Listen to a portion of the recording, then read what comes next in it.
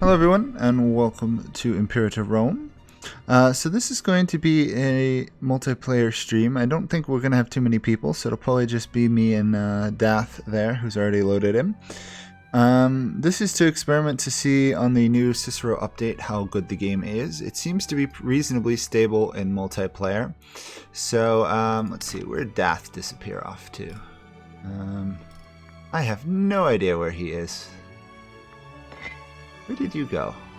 Oh, he's way up here. He's going to be Vikings, it looks like. So I could be Rome, but I think Rome's a little bit too easy. So I was thinking of going with someone either like Macedon, Egypt, or even just playing in Iberia. Not too sure yet. Want to see if anyone else shows up. If they do, well, then there's that. Hello, person.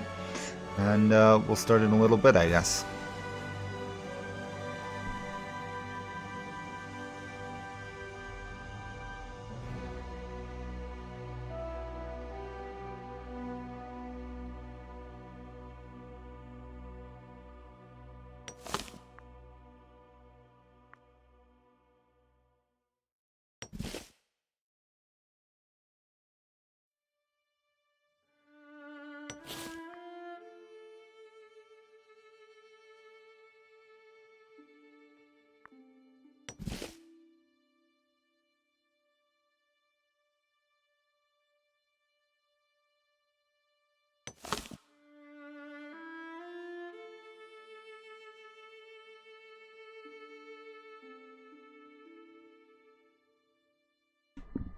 By the way, if anyone wants to join in, the server is hosted on Imperator Rome servers. The password is WIND, and if you want to join, join. If not, we'll probably start in less than 5 minutes. Just give people a couple minutes to arrive and see what the game is and see stuff.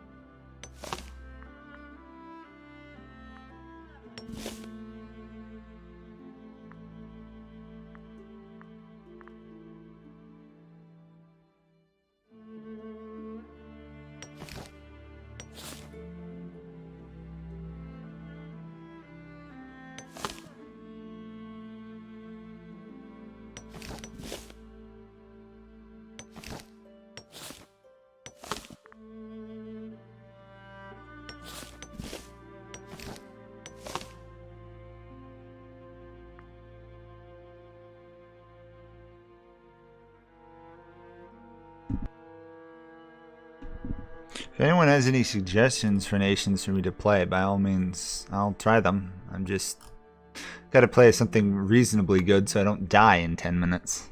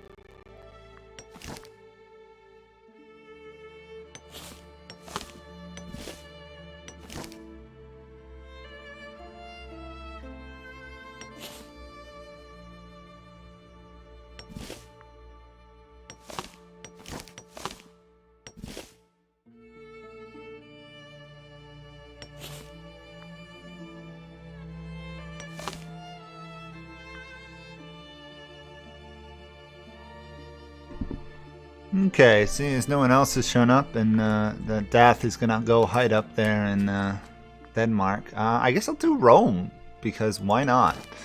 If no one else is gonna be here, I might as well take advantage of that fact and play the strongest nation in the game, probably. So, yeah, I think we're all good. Yep. And I guess we will start then. I'll put on mixed gender rules so we can have gender equality if we want it or not. And I guess here we go. Okay. Senatus Populus Romanus. Oh, he said that horribly wrong. Okay, we've just won the conquest of this war in our game, and then we're going north. Fair enough. I've done a little bit of experimenting with this between last game, between last patch and this patch. I've roughly figured out there are some very key things to do, and there's also some key things not to do. Why is it giving me a decision? Oh, embrace social equity. Oh yeah, I'll do that. I'll let women serve in office in Rome, because why not? We'll do Blessing of Mars, and then train some troops, I guess. There we go. That ought to do it.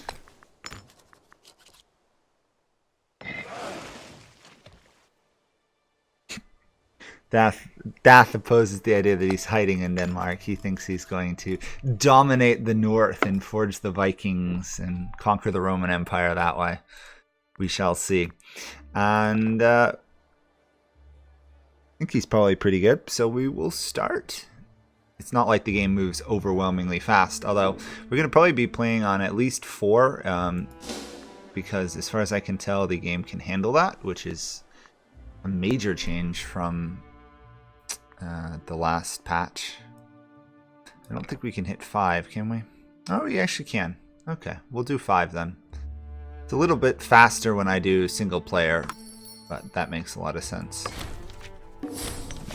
I guess I can ally a couple people to myself. It's a little bit of a lag sometimes here. And I'm sorry if you guys are hearing that over and over.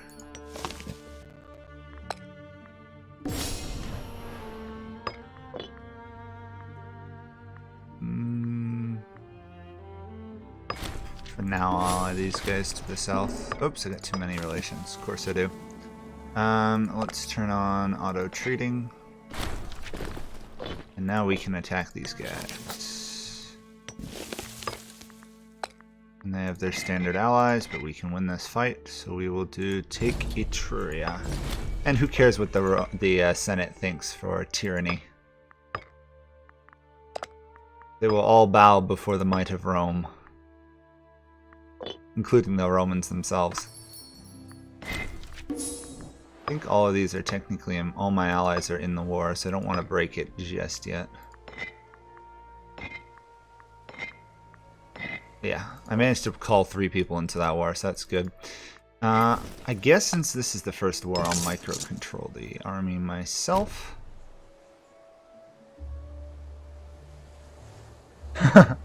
Oh, that's too bad. Well, you could pick something else. You don't have to just play Rome. We'll put the Navy on auto control. It's not like I need to personally watch that. We should be able to win this war pretty good, because I did take morale of armies, and we have heavy infantry. I'll check up on how Dath is doing up north periodically, but I suspect, at least for the beginning, he's going to do a little bit of turtling to get his economy going. If he's smart, he gets a city going, but we'll see. Unless he's going to be migratory, that could be interesting. So this war should be really easy because we called in like 3 allies plus the Roman client states that you have to start with 4 of. So it's essentially a what is this? It's like a 9 versus 2 war. It's a little one-sided. Oh, you're from Denmark. Yeah, there's still parts of Denmark that are unclaimed, right? Over here. Although I don't know how long those areas would be unclaimed. You could always jump in and mess around in like Tutorial Island down here in Crete.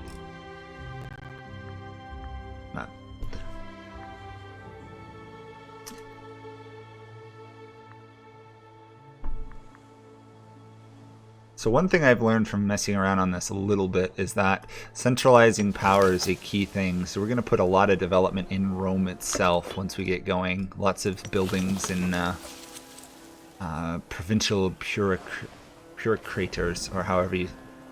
Procurators, there we go. Ugh. And no religious endowments whatsoever, because that is virtually entirely useless early on.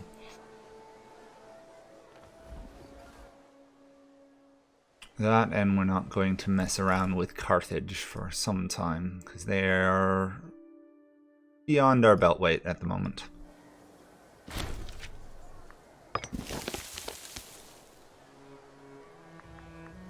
Let's just hope that all my men don't starve before I actually take this one settlement.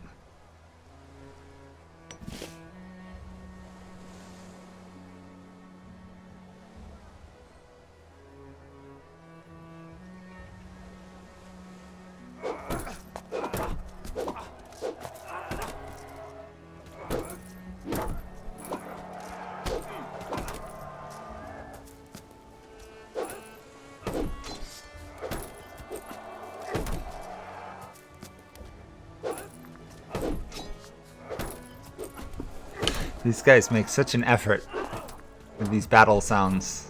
Oh well, it's a little slower than I'd like the game to be moving, but it works. Gives me a little bit more time to figure out my moves in advance rather than playing at high speed like I play Europa.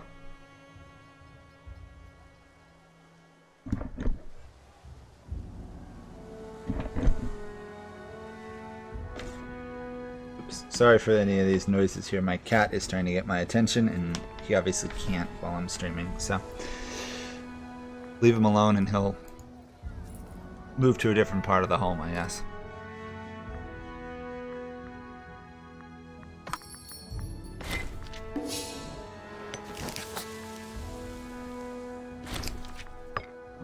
I'm going to alter this policy here. Encourage trade, because the biggest problem I found in this game, right the way it is with Cicero, is that food does not function really well. It's impossible to build really large cities that are self-sustaining. I mean, I guess it's somewhat historical, but it is really annoying that your population will just start starving even if you're a city-state. I don't feel the need to help. It's not my manpower in that battle. Let my ally take the casualties. Really, the only thing that matter in this game is the capitals, which are denoted by the pillar, and obviously the forts with the forts themselves, fort description, because other than that, there's really no important provinces per se. Let's see, what's going on up north here? Death is happily plodding away. He's gonna have a very slow start of the game compared to me.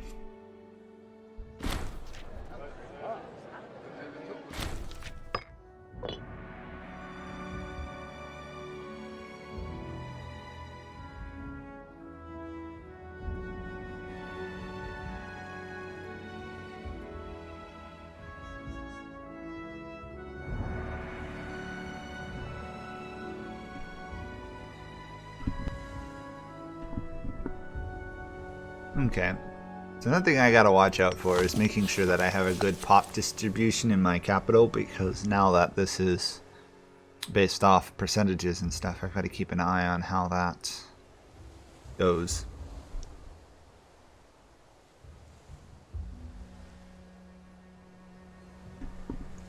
Rome itself will want to have as many citizens pretty much as possible, so we get tech. Oh, we're going to build some academies. And probably, at least for now, we're going to want a marketplace to get some more money.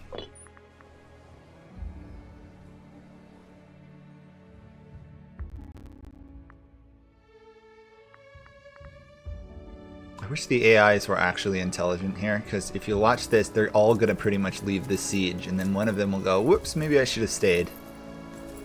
If I'm really unlucky, they'll actually move off the siege and restart it all. Ah, Dath is waiting for claims. Yeah, that happens. I'm lucky, as Rome, you get claims on pretty much half of Italy just from the start. A little bit... I mean, I guess it's somewhat historical, but it's still ridiculous that you get free ones.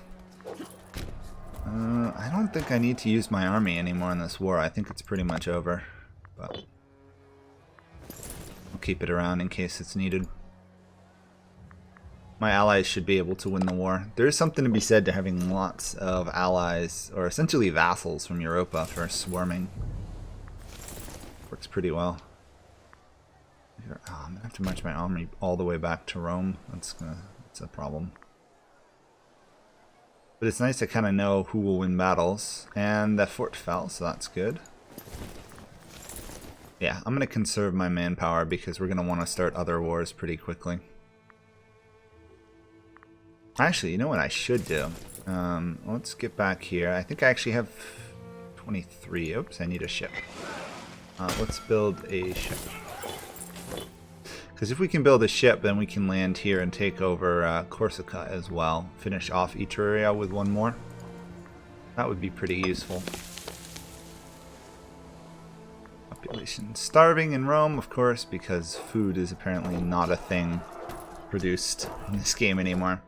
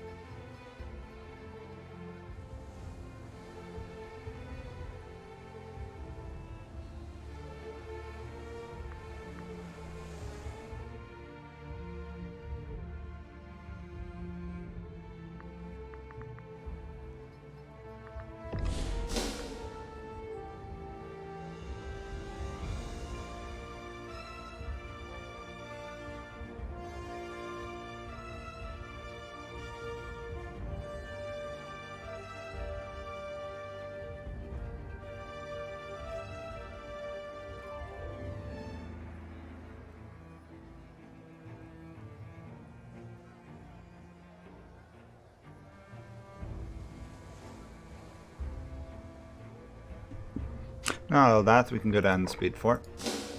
I don't think there's an in-game chat, which is a little annoying. Is there? No. Okay. Oh. Oh, our navy sailed off before I could get my people on the ship. Oh, that's gonna be an easy one.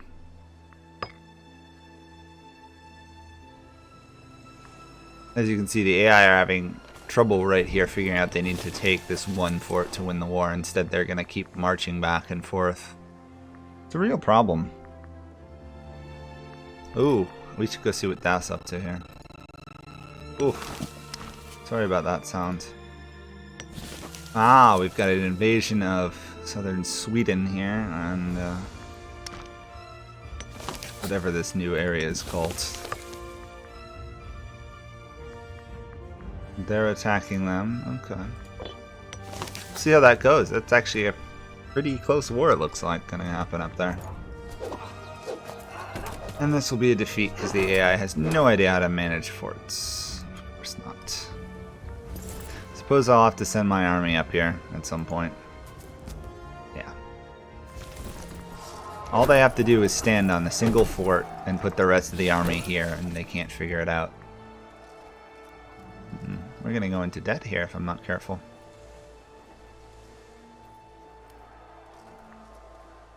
Oh, looks like they're figuring something out. I do like the auto command. It's a really nice feature in this game.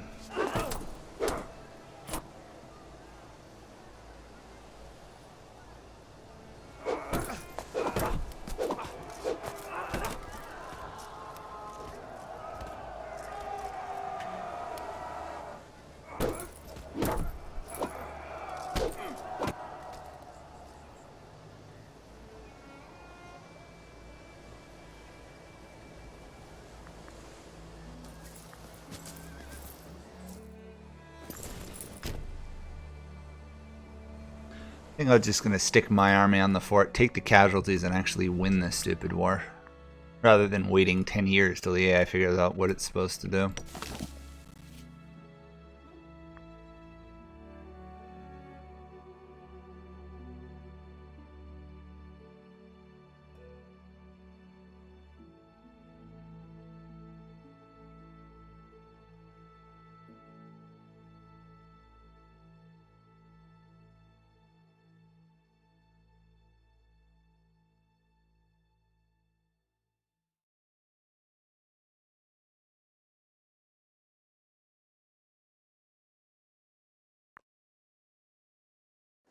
Okay. Long drawn out siege, there's not much I can do about that at the moment.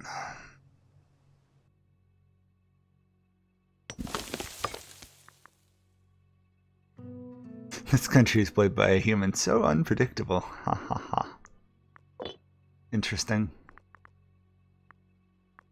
Game even warns you not to trust human players nowadays. I suppose that makes sense after the, from what I saw of the dev campaigns early on. Those looked brutal.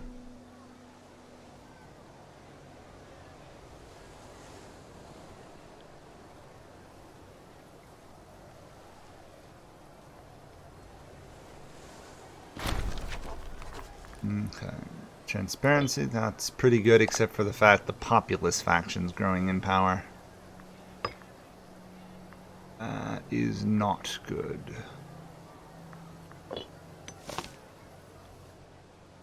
I do like how they made the change that the populist faction is no longer entirely negative.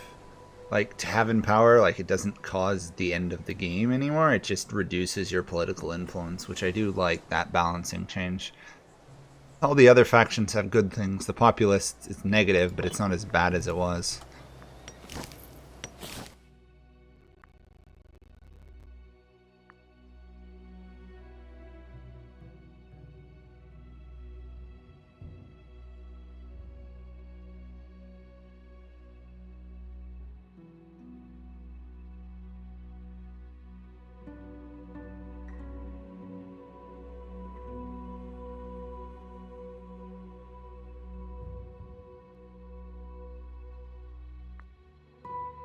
There we go. They came out to fight. We should win this. Yeah. We've got significantly more heavy infantry.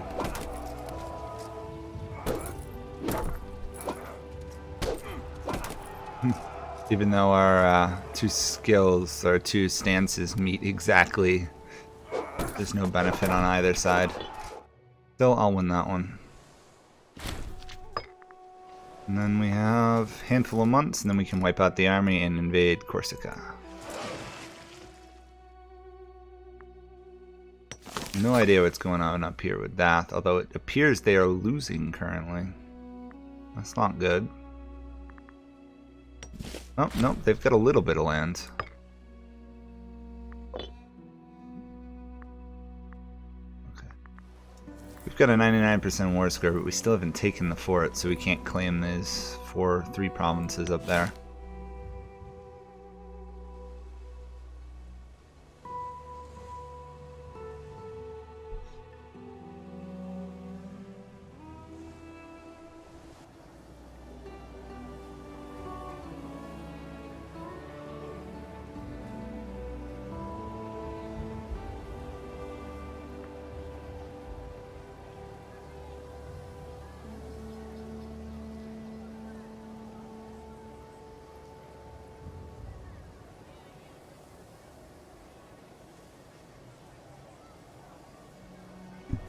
Ah, Dallas says everything's going pretty well. It's a ticking war score is the negative part. Makes sense. The ticking war score is pretty brutal early on. Well, best of luck to him. Also, anyone watching, I'm sorry if you're watching this live and it's just lagging. It's can be. I don't know why it's saying that I don't have good internet connection, because I actually do. It's kind of weird. I'll try fiddling with some settings off camera and see if that helps.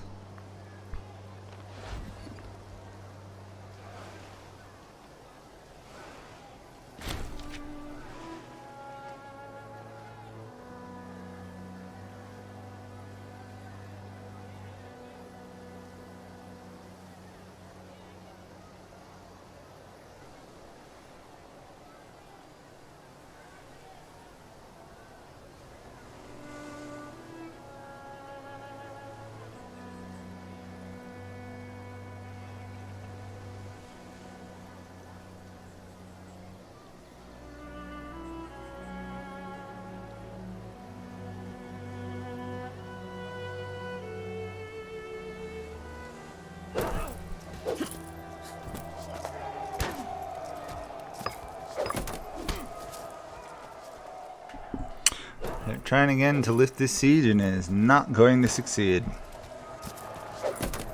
Valiant last attempt of the Etrurians. They're not even really defending their own lands anymore. They're defending Renatia's lands.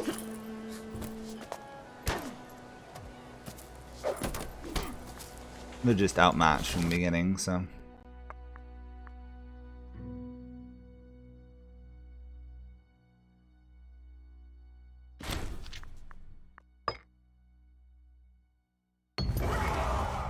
Oh, hey. I didn't realize we had a female general with this army. Congratulations, lady. 10 command. Confident, shrewd, blunt, and jealous. It'd be a lot more interesting having both genders be able to fight and lead armies in this, for me. Actually, you know what? Let's just march to there, and we'll sail the rest. Definitely want Corsica before the war is over, though.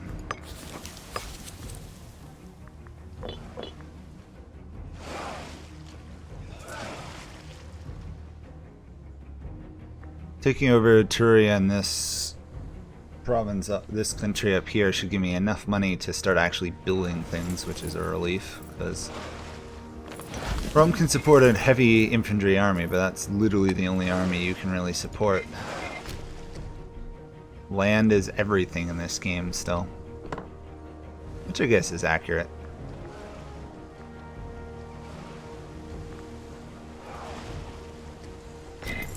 Alright, yeah. I just literally need to occupy this province and I can take all the others, but I'll land in the port.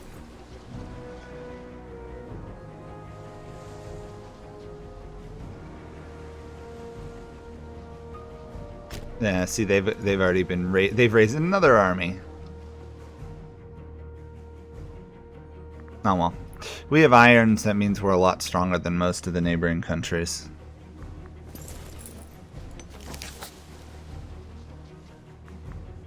Although this is going to offend a lot of people, me taking all this land.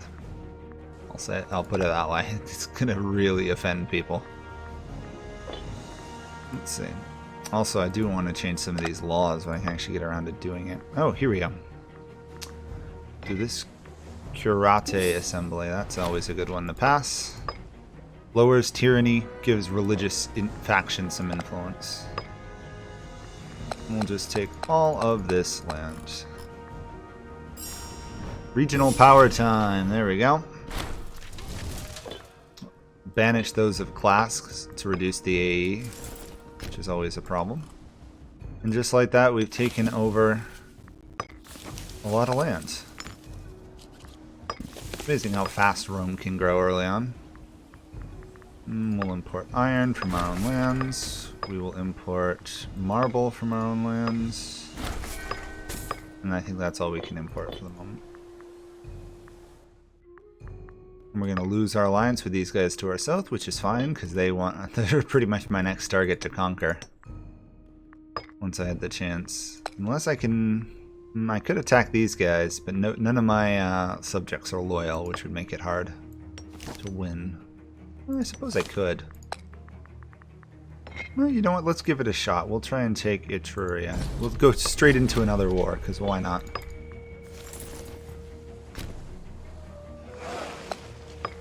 We didn't lose a lot of manpower, so for once, we're doing good. And we got a really good ruler in power right now, and free cash.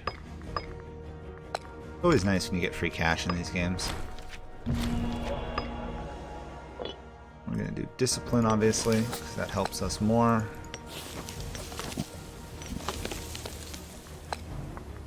And then we want more stuff built. Gotta make sure Rome can culturally convert things, so. Yeah, that could be a problem. I had a fort that had like 42% chance of falling and it lasted 5 years. I almost lost the war because of it.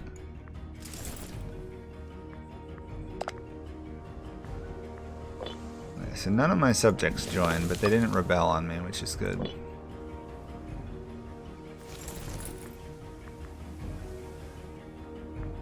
We got Apua, or however you say it, helping us. That's 12 troops. Oh, we should be able to win this. It'll be a little bit tricky. Really got to take that fort and that fort, which is going to be the problem.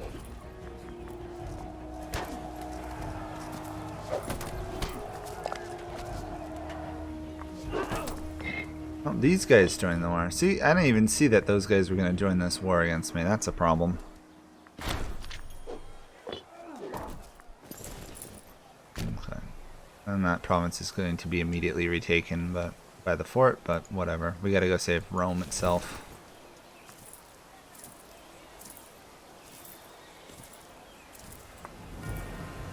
We have a big enough army to instantly eliminate their army. That's always a nice thing to see. Yeah, instant victory. We're going to march up there, I think. Yeah, these guys should be able to control my capital for me, I think. If I can take that fort, the war is pretty much over. Gotta take 3 forts, I think, technically. Yeah. Hopefully my ally can actually fight off the enemies attacking us. Worst comes to worst, I can call back my army, but I prefer not to. Let's see, how's it going up north? Dath is probably capable of taking some land, but I guess he's going for broke and wants everything.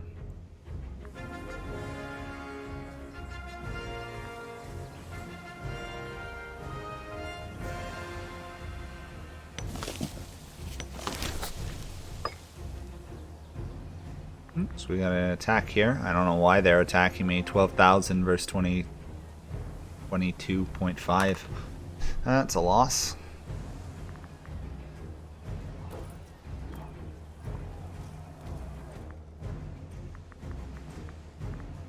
Apala has been driven off, unfortunately.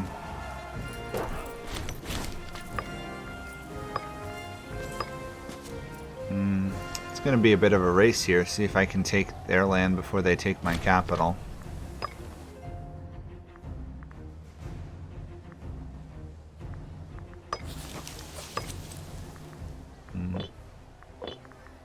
Don't think I'm going to succeed. Knowing the AI, they'll win this siege long before I will.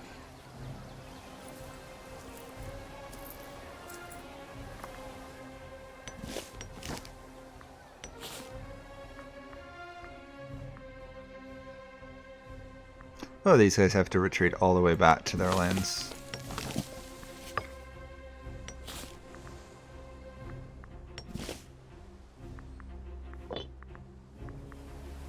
How annoying. At least my navy is strong, is capable of winning. We've got a problem. I'm gonna have to pull off this fort. So I can raise a unit to hold it. Yeah, I've got to go defend Rome, or otherwise I'm going to lose my capital. That would be a disaster for Rome. Rome has to own Rome. It's like one of the rules of the game. Almost.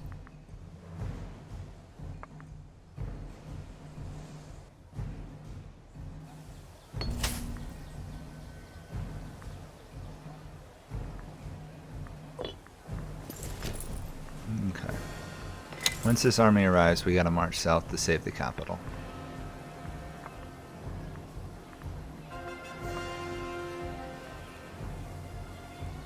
Unless something... No, we didn't take it. That's too bad. It's not worth assaulting either. Okay. Let's see if this works. Gotta defend my own lands.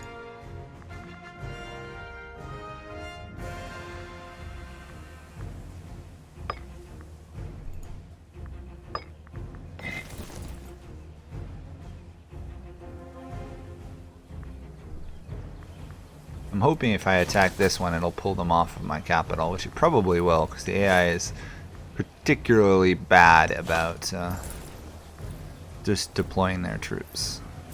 Unless they take it, like, there, which they didn't. Good.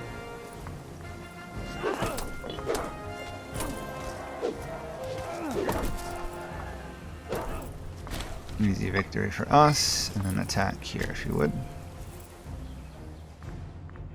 These guys are finally on their way back, that'll help.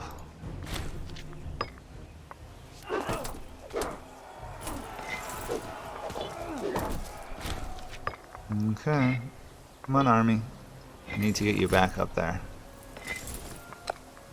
I don't want a general in charge of that. Probably gonna lose this siege progress though, that's the problem.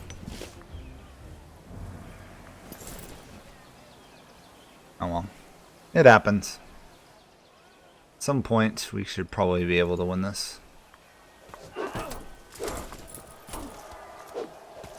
We have a lot more manpower than they do. Oh, we lost. What a surprise. I'm not surprised at all I lost that fight.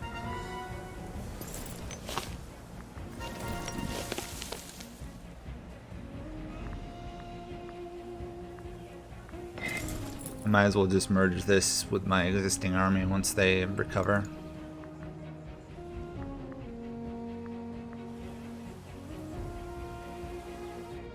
Let's see what's going on up north. See, the war still continues, but Dath is slowly making progress. It'd be interesting to see a unified Scandinavia. See if they're actually danger or they're a joke.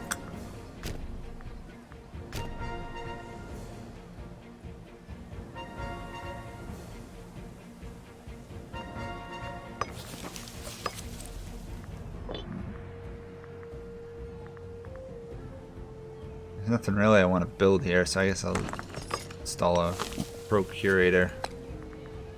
I'll help a little bit.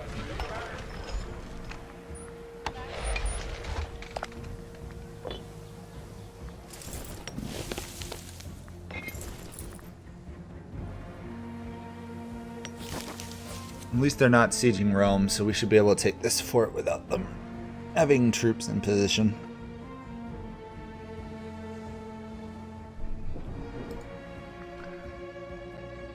It's interesting how after this update the game feels very much like EU4. Small changes, but pretty close.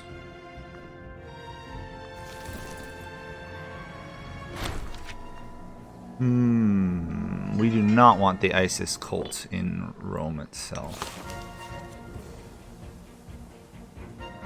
Oh, I think it was technically up there. Anyway, we want to stay with Hellenism because that has better bonuses.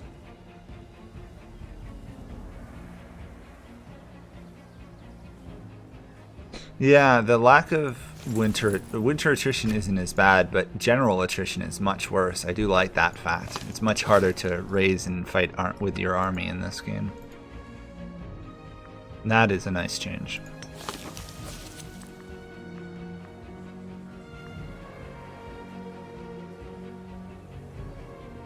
Especially the tech that gives you an additional 1 attrition is really strong. And that army's gonna die.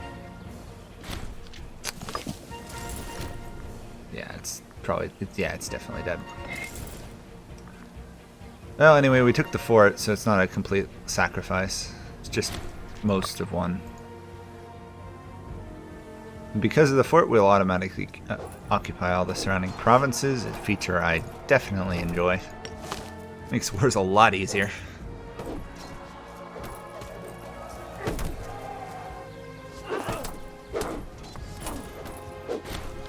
Okay.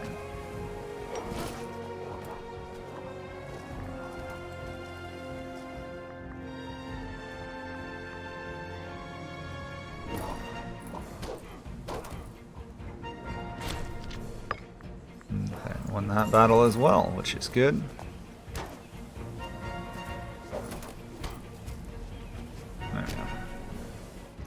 Now time to let the army rebuild, because that was 8,000 troops we lost in that fight.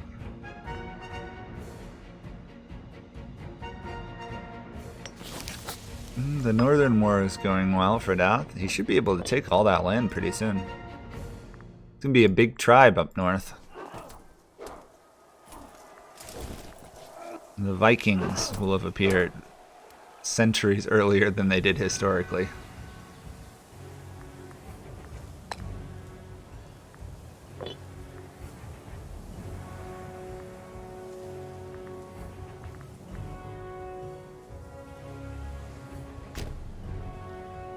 Okay, we're going to try moving in on their territory. I think it might succeed. We can cut it off, then Apua or Apua. You know, I know how to say this. I just can't say it today. Apuli. Oh, never mind. I give up. Anyway, they'll be able to actually deploy their troops rather than getting confused whether they should defend here or there. Because right now that's their problem.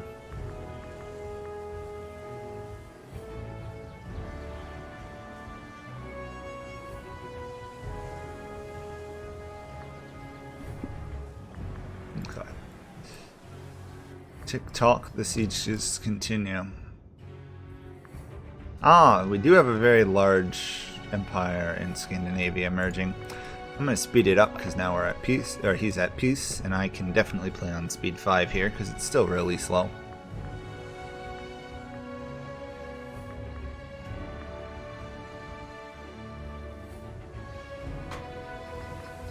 These guys are dumb.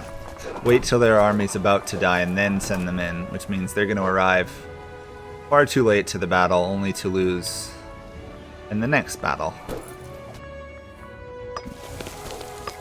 Sometimes these AIs are painful to watch. Okay. After we take this fort, there's one more fort we technically have to take to win this 100% win the war. I don't know if I need 100% war win. I could just be happy with this land. We're doing pretty good. We've got war exhaustion going down, aggressive expansions going down, and we still have 35,000 troops in reserve. We should be pretty good.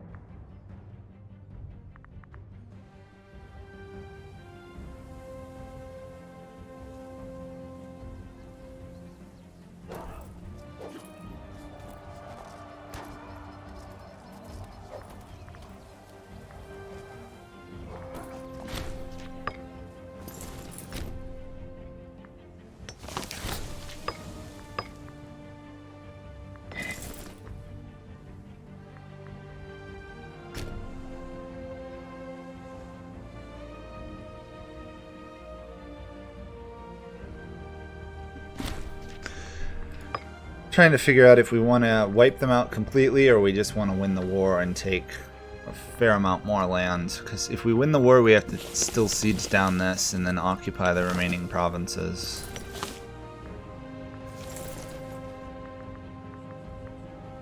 And our ally is not helping in the slightest. Which, to be honest, I'm not surprised about, so...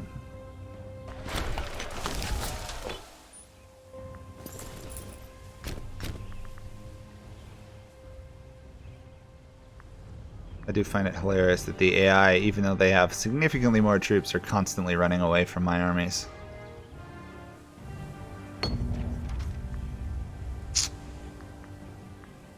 Oh, I'll take the money, actually, rather than the food.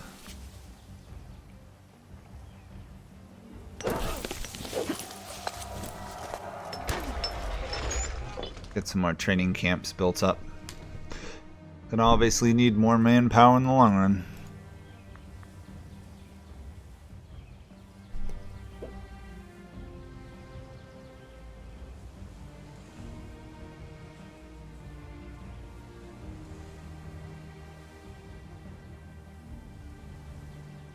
And my ally is going to suicide with an army. Actually, they won that fight, but they're going to lose the war. The comeback is real here. Heavy cavalry, particularly, is the problem for them.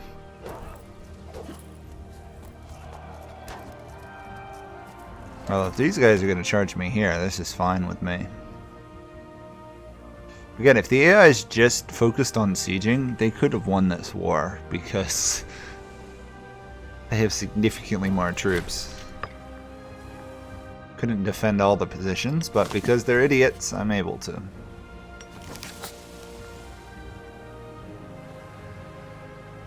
There we go. A little bit longer and then we should have a complete victory. Rome will stretch from the Adriatic to the... I don't know this technical. I guess this is just Mediterranean in general.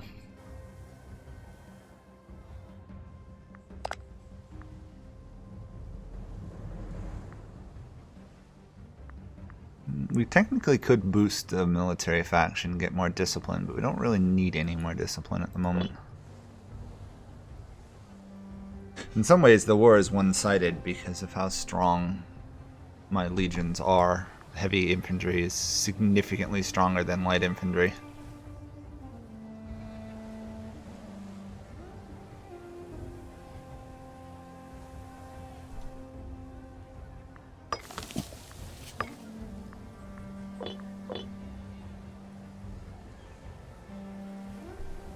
And the AI can't even make up their mind if they're going to attack me or siege land. They keep moving around. It's really nice for a human player, but it's kind of stupid from an AI perspective. Dath is making some big moves up north, it looks like. Something. There we go. They're going to try and run away. We should be able to catch them on the retreat.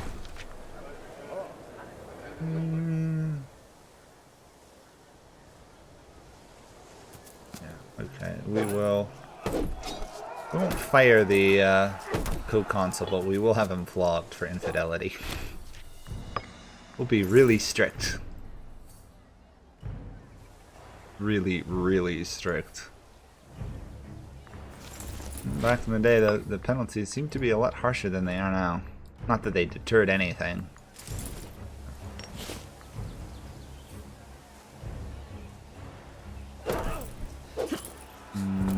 We should be able to win this.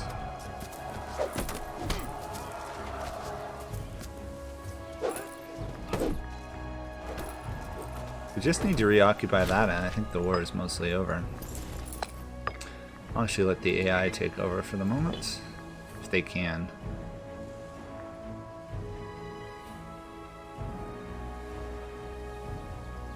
Okay, 99% war score. Let's see if I can get it all. Yep. And unlike Europa, the armies don't become rebels after, which is a relief. Victory for Rome. We'll bring in olives from our land. Make the slaves happier and happier slaves, I guess, in general. What I really do need is more money to buy these inventions. That's not going to happen for a while.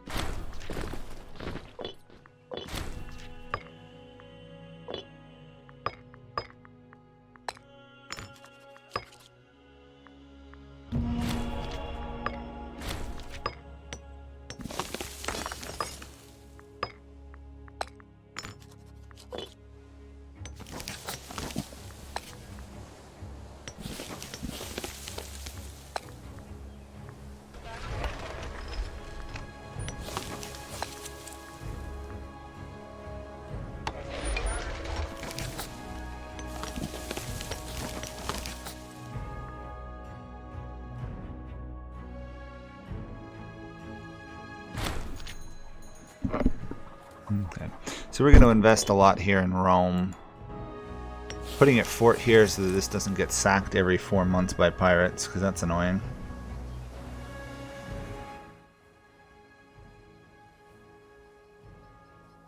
Okay, I'm going to turn down my game volume a little bit because it looked rather loud, but you guys might have to tell me if it's a problem or not.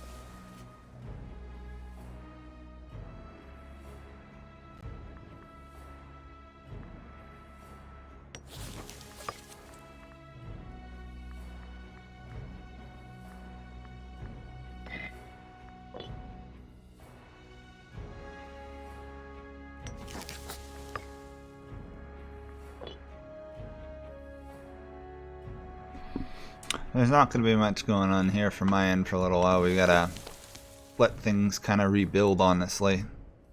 Used up a lot of manpower, good amount of money, and we have a lot of AE and tyranny, so I'm not going to be doing much for a while.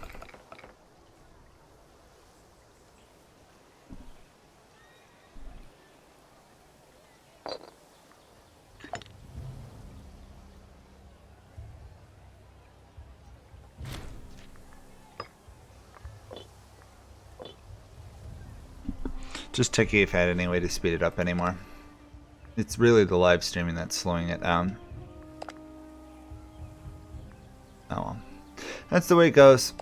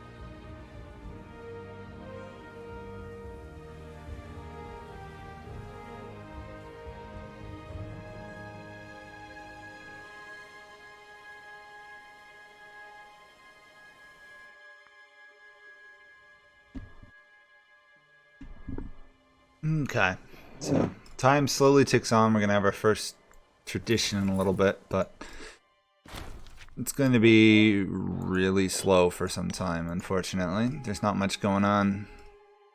The reality is we have to now incorporate all the land we just conquered culturally.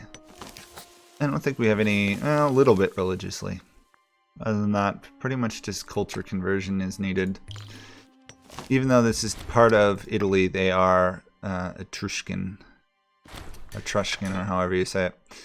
And so we've got to convert them and the Umbrians.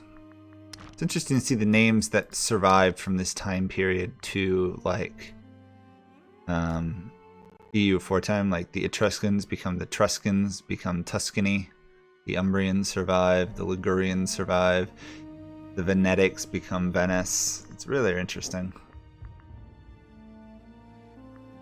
Some of these other ones don't really apply anywhere. The Picts do fine.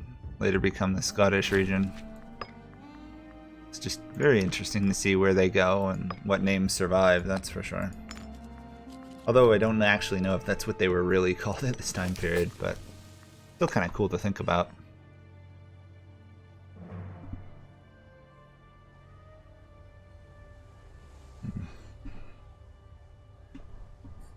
Dath is complaining he doesn't have any manpower. Oh, I know that feeling. Although I've got a fair amount left. It's got to wait a couple years till you can rebuild and invade somebody else. In my case, I've got to find a way to gather some more income. Then again, I did get 10,000 free manpower for being willing to threaten Carthage, so... Syracuse is doing pretty well here. Let's see what else we got. Macedon has expanded. What else? Phrygia has expanded. Are they going to collapse to a civil war? Probably not. The Seleucids are fine for the moment. And Egypt is invading Cyrenaica. And then there's this great country up here in Denmark that's conquered somebody, which is going pretty well, and Carthage has expanded a bit into Iberia. Carthage is a really disjointed empire if you look at it. They're scattered everywhere. Rather strange. Let's get some more building stuff going. We want some more farming settlements, ideally. Guess I'll build that there.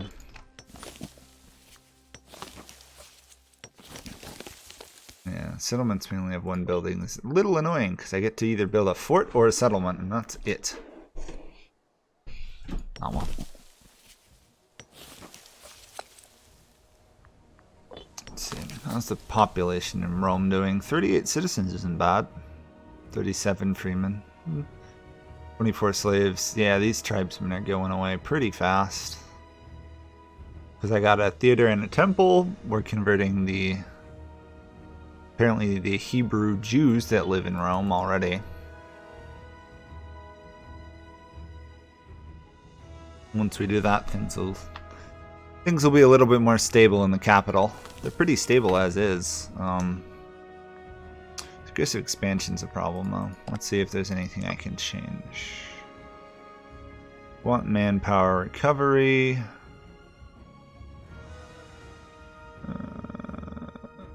Much rather have the recovery and the morale than more troops and more ship damage, and obviously elections. I don't want to change anything there. Though I'm getting really annoyed with my subject states here being constant rebels.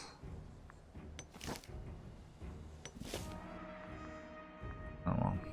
At some point we're going to have to march south and take over this area. Magna Graecia.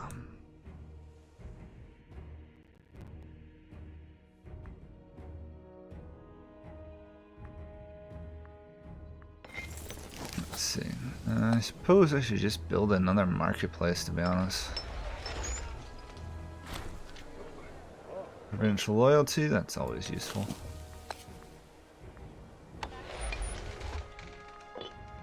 Keep investing away. About all I can do at this point. I'm going to be silent unless something more interesting happens.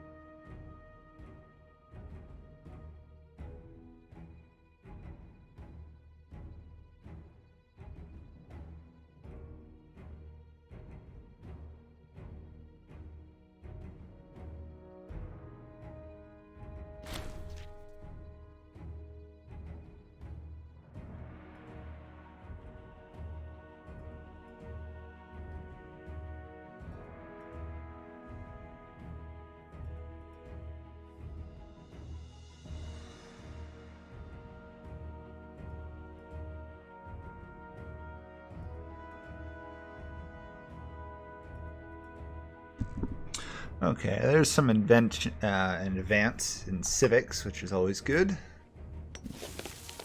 Improve our civilization value a little bit. Actually, no, that wouldn't do it. It's our oratory that does that. Civics, though, we can get cheaper investment in provinces, cheaper building, which is good, but I really want this heavy infantry discipline. This is a... you start stacking all the Roman bonuses, you become very hard to stop. Specifically this one, too, heavy infantry offense. We want to get to the Roman triplex aces. And that'll work really well. Then we should have the strongest fighting force in the world. At least per soldier, if not per army.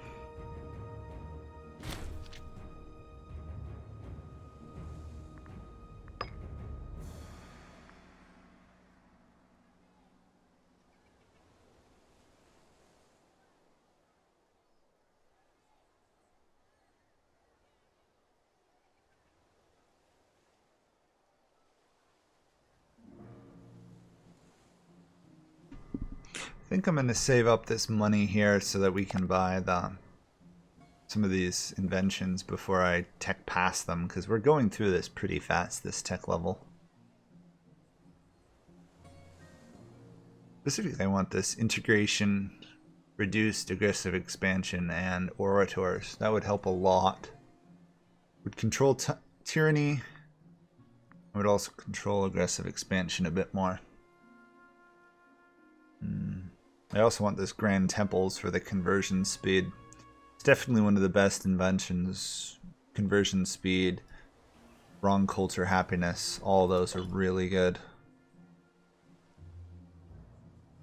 How do you convince the Senate to side with you?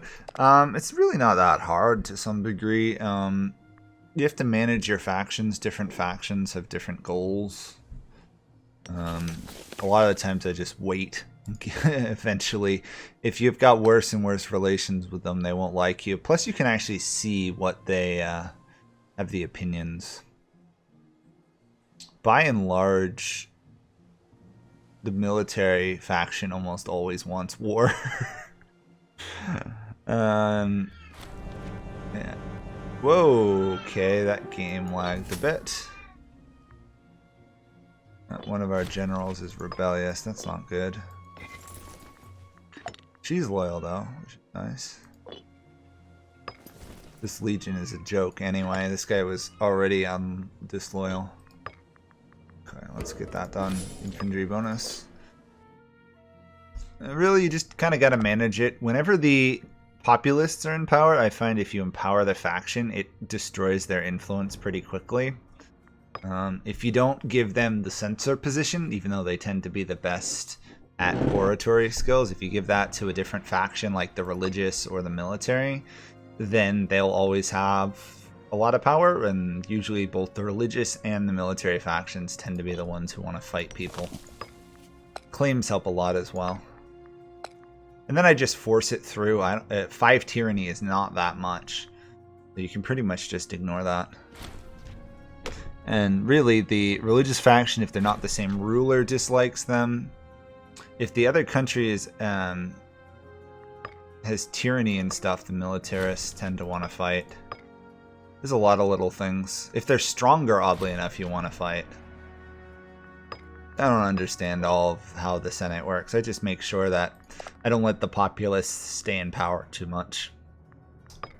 Passing the right laws help. The curare assembly, or however you say it. Curate assembly here gives some religious faction influence. There's a couple of nice laws you can pass that boost it, like religious faction, civic faction, mercantile faction. Unfortunately, you lose recovery speed, but if you're having trouble with the Senate, the force through the Senate cost to reduce it means that you can pretty much ignore the 5% tyranny, because now it's 2.5, and as Rome, you recover it really fast. I've never had much trouble with tyranny, to be honest.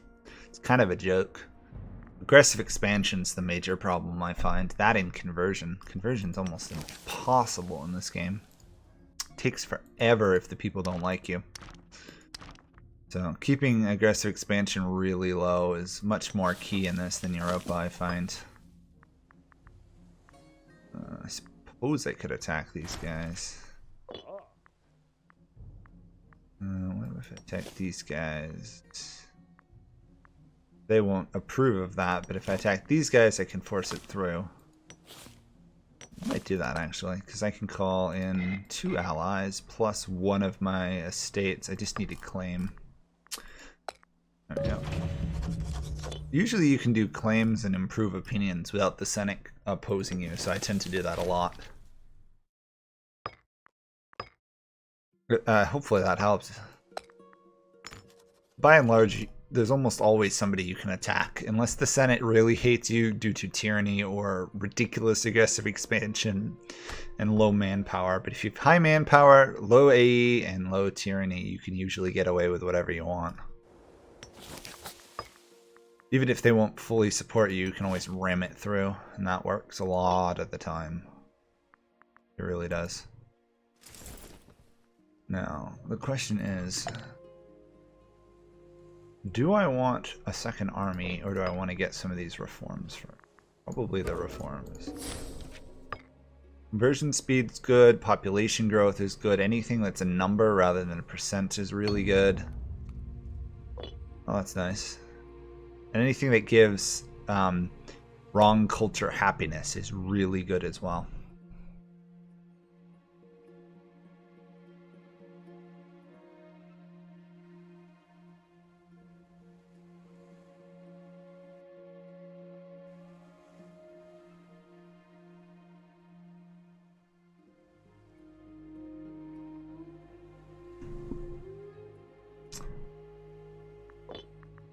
And then managing your omens are good. I like Blessing of Jupiter. Doesn't look like much, but once you start expanding, it's probably the best blessing I've seen in the game.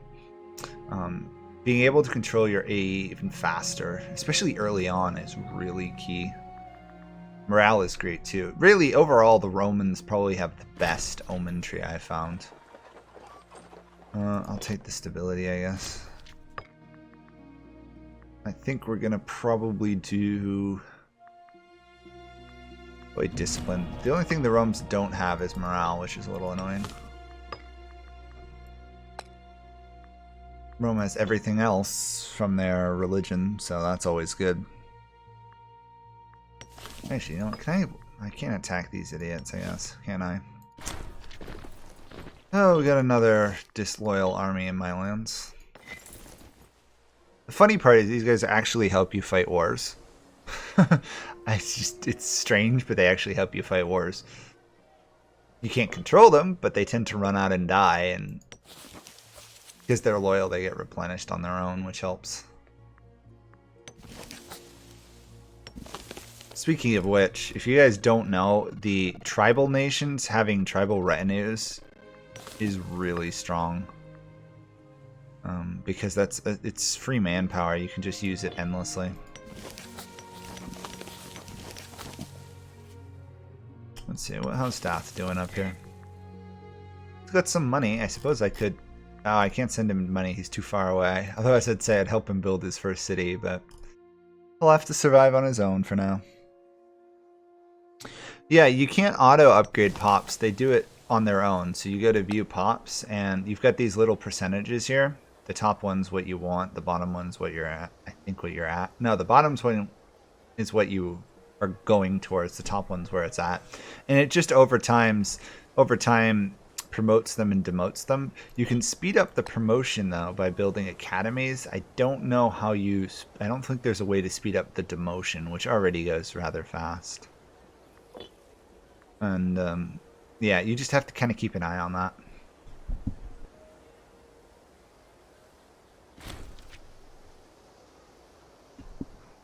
The key point about controlling your population numbers or building, especially if you want more citizens, you got to build libraries. You want freemen, which are your manpower. You got to build forums, and you got to build mills. You can't build anything that enhances tribes in a city. Really, the only thing you can do is if you want tribes, which are pretty bad, you could do tribal settlements, which would help a little bit, but they don't like the civilization.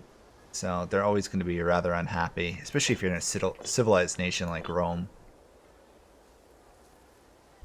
Dath is headed straight for his first city, which is a good choice. He's got to get some research going. Specifically, before he expands much more, he should have at least some good tech, because otherwise it's going to become very hard for him to keep up in tech for a while. But at the same time, if he can get to a larger size, what size is he? He is a local power. If he can become a regional power, he needs 8 more cities. He gets another tribal retinue, which is really good. The more of those, the better tribes are. You become a great one, you can have like 40 or 50 free army what do we call this? 40 or 50 just cohorts. There we are. Cohorts. Those are really good. You keep your alliances, I believe, if you go up, even if you go up 1 level, I think. Because I still have alliances. I'm a regional power. I have alliances with local powers. You keep it, I think you keep it for quite some time. You just can't make new ones, Dath. So you should be fine. Let's get some more. Actually, you know what? Let's get growth rate. That's, in the long run, it'll be more valuable. On with the celebrations. Yeah. Keep the people happy. Bread and circuses all the way. I have a claim ready soon, so. These guys are still not loyal. I need to fix all this. Problem when none of your little vassals will actually come to your wars. And that's another thing to consider, is how good these type of vassals are in the game. These feudatories, if they're of your same culture, they'll pretty much remain loyal forever, because they can't revolt through rebellions. It's really strange. I don't know why they have no option to revolt.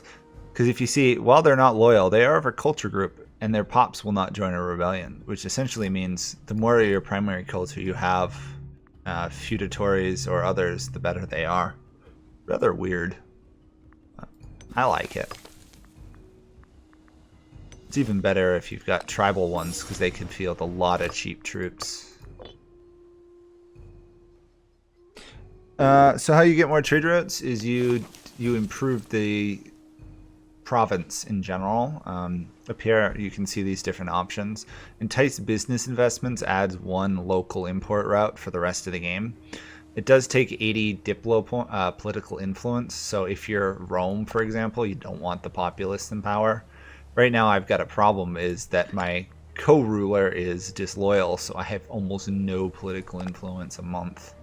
But he'll get kicked out in 3 years. It's a shame I can't make him loyal, but he's outraged because we treated his dynasty badly, apparently. Oh well.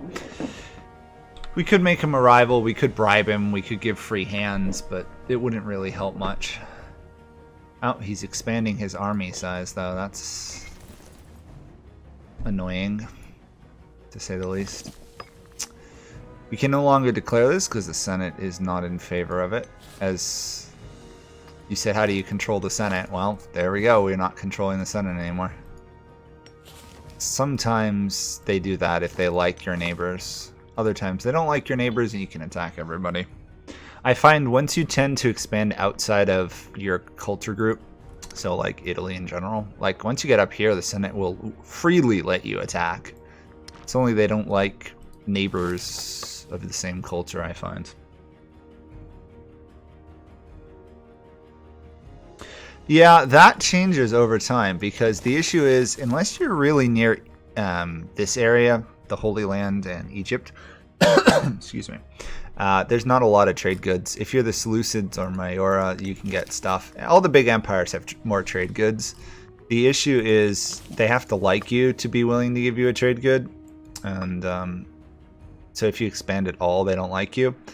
And that changes as populations grow, because as you can see here, every 18 slaves produce an additional 1 cloth. So if we have 18 slaves, then we can export 1 cloth.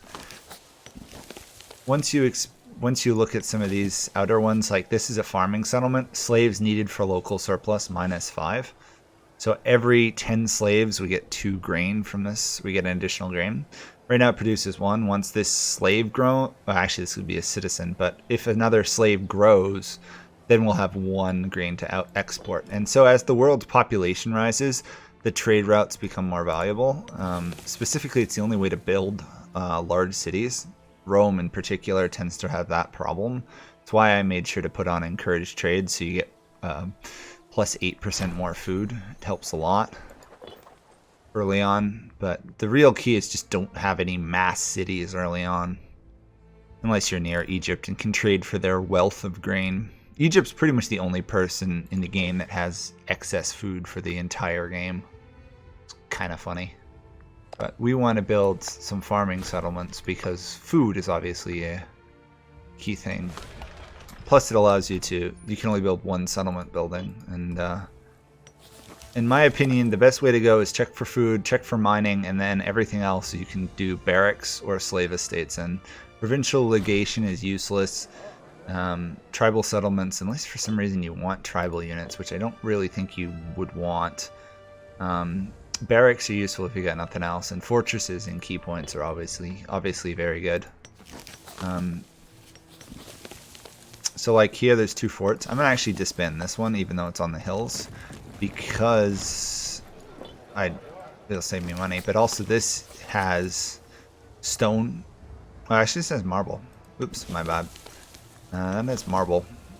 But this does block more access. It lets the AI further into the land, and they'll suffer more attrition. But if you've got provinces that have stone, let's see, where's trade goods? Stone in particular. There's a lot of stone up here in these mountains. If you get these are the best places to build forts because it gives plus 25 fort defense. You fortify the Alps and nothing ever invades Italy. It's funny.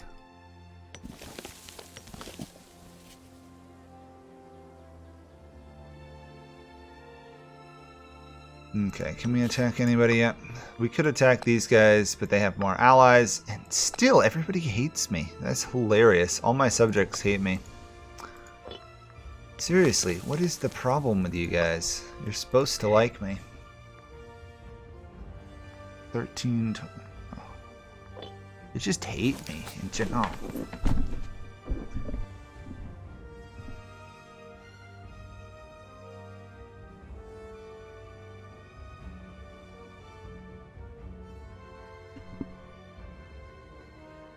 Okay. Also, as the game goes on, the only thing the AIs are really good at doing with their money is either buying mercs to kill you when you think a war is easy, but they will also go through and fill up every single building in the game, usually with the ideal one, sometimes not. So probably in about 20-30 years in game time, every province in the game will have a building in it.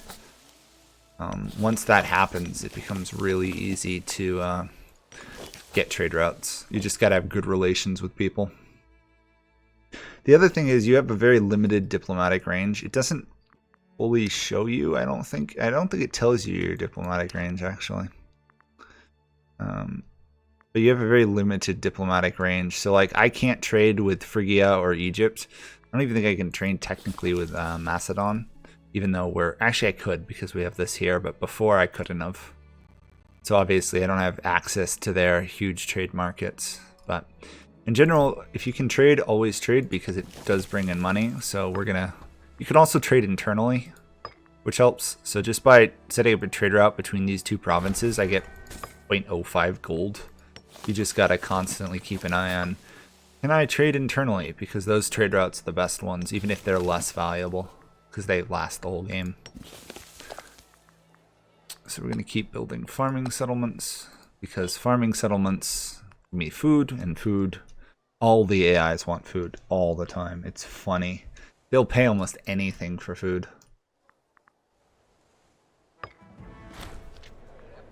Okay, consul is tolerant. This guy's pretty bad ruler, but the finesse is nice. I do like the fact that you get the higher of the two scores. It makes the more advanced forms of government, monarchy and republic, slightly better than those of tribes. There we go. We're going to lose food here.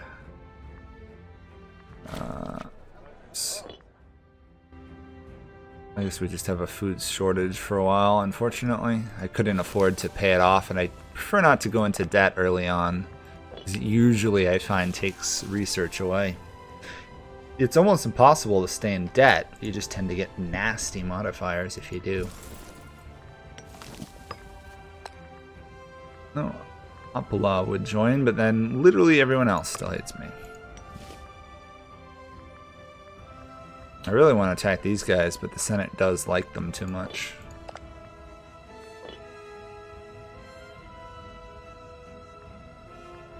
Oh well.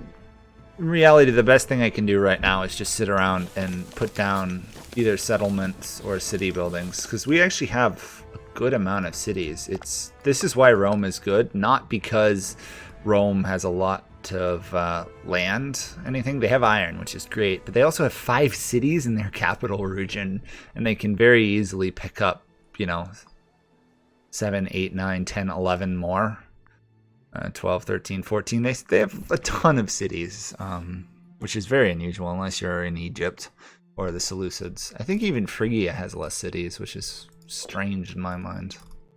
Cities are really where the game is powerful, which is one reason I'm going to do a lot of these provincial procurators, because it'll boost the output of all the cities. So the more developed it is, the more beneficial that development is. Obviously, buildings are good. Trade routes are vaguely useful. You also get them from inventions, but religious endowments I've never found useful unless you're doing a lot with tyranny. If you're doing a lot with tyranny, that'll help solve same religion issues, but it won't solve the actual fundamental problem, which is it's just not a good investment. Usually people of your religion are happy.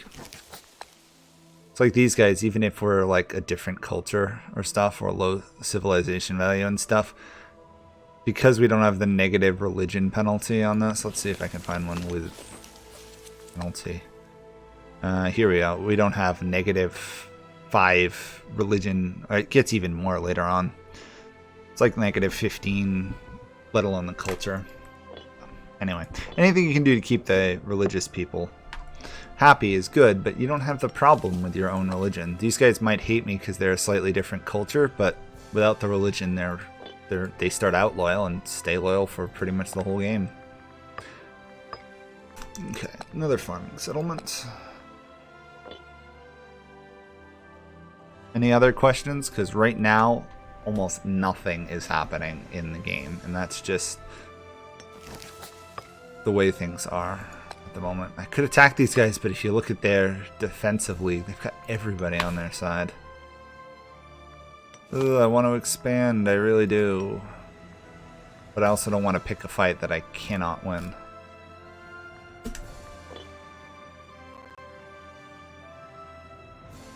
As it is, I think we're ranked second in the world. Even though we're compared to the other nations, we are significantly smaller. Yeah, we're miles smaller than all the successor states. They're almost twice the size, let alone population. And even Carthage is larger. Even though we could probably beat Carthage in a war. Oh, bother. Oh, that's nice. Free gold is always good. This guy, unfortunately, is disloyal because he is a co-consul. If I get more troops and lands, that'll become less of a problem. I'm thinking more a reduction long run. 0.2 is really good. It adds up. Slowly but surely. It's funny, all the numbers in this game are not what you'd call huge, but they all really do make a difference in the long run.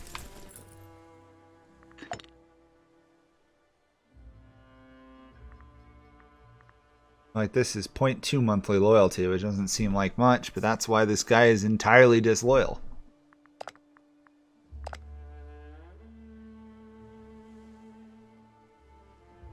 Oh, that's the way it goes. Let's see what Dath is up to. He's got a city. Congratulations, Dath. Herulia Orientalis. Yes. Scandia Insula. It's going to have to do a lot of building of buildings to get an actual population. But as you can see, the population is trending towards 33 civilians, 33 freemen. It's getting rid of all the tribesmen. And it's promoting 6 a month. So if you've got a loyal population, it goes quite quickly. They're calling me to war. I guess I'll help. We have a decision. We could abolish social equity. We're not going to.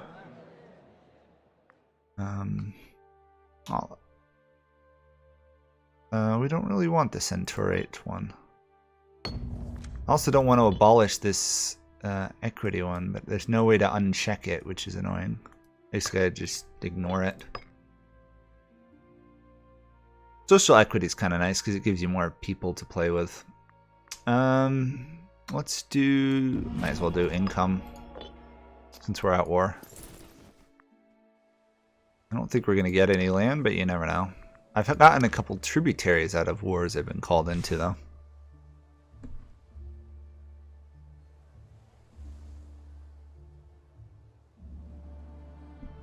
Yeah, the only way you can keep outposts fed is with food trade routes, and the only way you can do that is if you have food. So that's really hard to keep local outputs loyal. The only other way is you do a lot of this provincial procurators.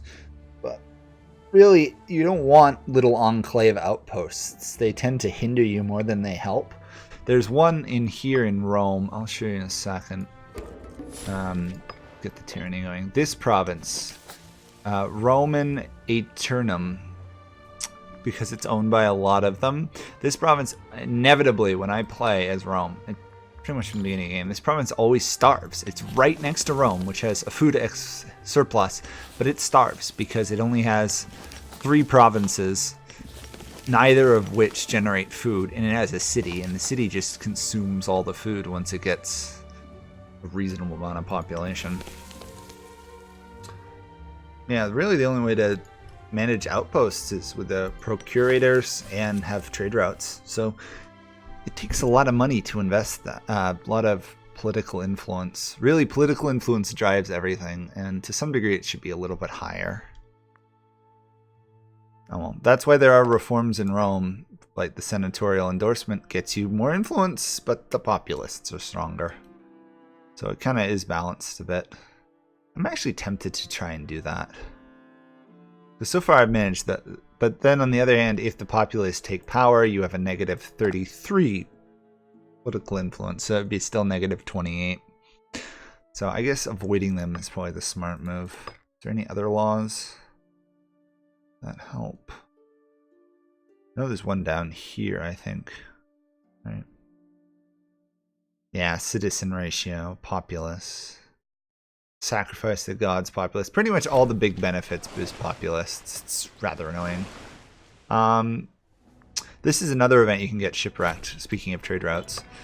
You have an option here on the bottom to buy an import route, which I'm going to do, even though it is expensive and we are in debt. The other thing to do is make sure you have the edict encourage trade, because it does give you more food. It's pretty much the only way to get more food.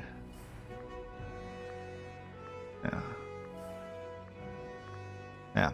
It gives a tiny food boost, which is not much, but it's what's going to keep your empire going if you're expanded a lot. Did we get anything out of that? No, we didn't get anything out of that. Great. We sent our army off to a war and got nothing.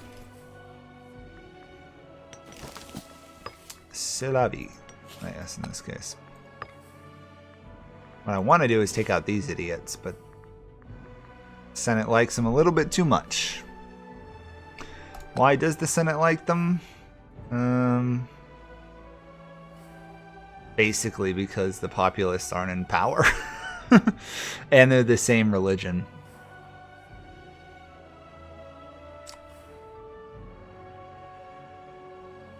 Yeah, there's not a lot of support for it.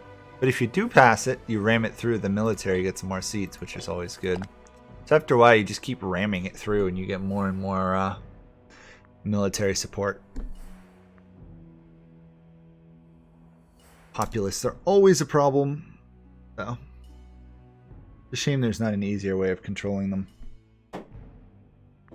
And I never use these government interactions. I suppose you could. The only one I ever use is the populist one, because these ones, even though it's kind of cool they're there, you get everything you pass gives the populist more power, except for the populist one. And these last two. This one's good, though, if you can do it. The War Council is kind of nice. But you could just fabricate the claim on your own yourself, so. It needs a little bit more tweaking, but it's definitely better than it was.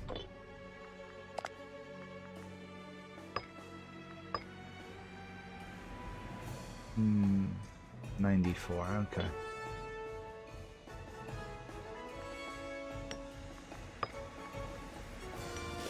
I like how they'll let me attack these guys, but not these guys, even just because these guys are stronger and it would be a fairer fight. Whoever came up with that mechanic. It's an annoying mechanic, let's put it that way. I really need to upgrade these settlements a bit more. I've got all this money coming in, I might as well invest it, specifically in Rome. Let's see how Dath is doing up here. Dath has a mill to get additional slave outputs. It would help if he had more than 4 population in the city, though. He is technically a migratory tribe, I think, right? So he could centralize his population if he wanted to. He could do view pops, move pop here stuff, and he could pay to move them around, which is kind of cool. Because really, he wants to make that capital really populated, because he wants as many citizens. But we'll see what he does. He doesn't have a lot of income, but he has a pretty good sized army, which is nice. Ironically, almost it's actually the same size as mine, even though my army would rout his in a minute.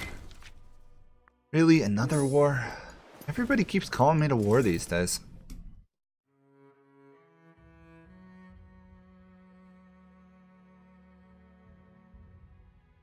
Dath is not going to min-max here. He could. And then you get these events. These goal stuff. I tend not to do it unless it's free, because if it isn't free, it tends to cost you like years of income, which usually you shouldn't have stored. I want the siege ability. I want the investments. I've got a lot of these. The initial invention levels they give you are really good. It's almost worth taking every single one of them. Reality, if you've got the money, buy the inventions. There's almost no bad inventions. The only thing that really hurts if you're buying all the ship stuff and you're landlocked in Germany, but that's the way it goes. I want to attack somebody. Come on, game. Give me something I can do. Please. These guys don't have any allies. Why can't I attack them? Oh, I already have claims on them. Oh well. Looks like the game thinks I don't need to help with this war, which is convenient for me. They're fighting Epirus, though. I wonder if they're going to get involved. There's Pyrrhus, the guy who invented the word Pyrrhic victory. He does not seem to be doing this too well this game, to be honest. He's kind of getting crushed by his neighbors, which is a shame. I've never seen Epirus do well in this game. The siege ability. Siege ability is good. This other one down here, aggressive protection, claim fabrication speed is really good if you can snag it. It speeds it up significantly. Do wonders do anything special? Yes, but they're not on the map. So I've got 2 wonders I can build as Rome. I can expand the campus Martius. And I get those bonuses: manpower, recruit speed, experience, and embellish the temperature of Jupiter Optimus Maximus. Get bonuses there. Really, though, there's a couple on the map. Like here in Egypt, Great Pyramids, Memphis, you get one. It gives civilization and slave happiness. Up here you've got wonders. Alexandria itself, the city, is a wonder, but then you've also got Alexander's Mausoleum. Even though the word Mausoleum hasn't been invented yet at this point in the game, but whatever. You also have Hanging Gardens of Babylon. There's a couple other ones. I just don't remember where they are. I think Stonehenge is on here, I think. Could be wrong. I thought Stonehenge was on the map. I don't think they don't show up on the map, which is kind of annoying. But yeah, they do have those bonuses are really good. 5% manpower recovery is really good. Part of the reason why Rome is so strong just in general is because they're Roman heritage. They get 5 manpower recovery speed. Really, the more manpower bonuses you can stack, the better off you are. Like, I haven't even focused in it, and I have, what is that, 24 faster manpower recovery speed. It's just the way it goes. We could do starting experience, but yeah.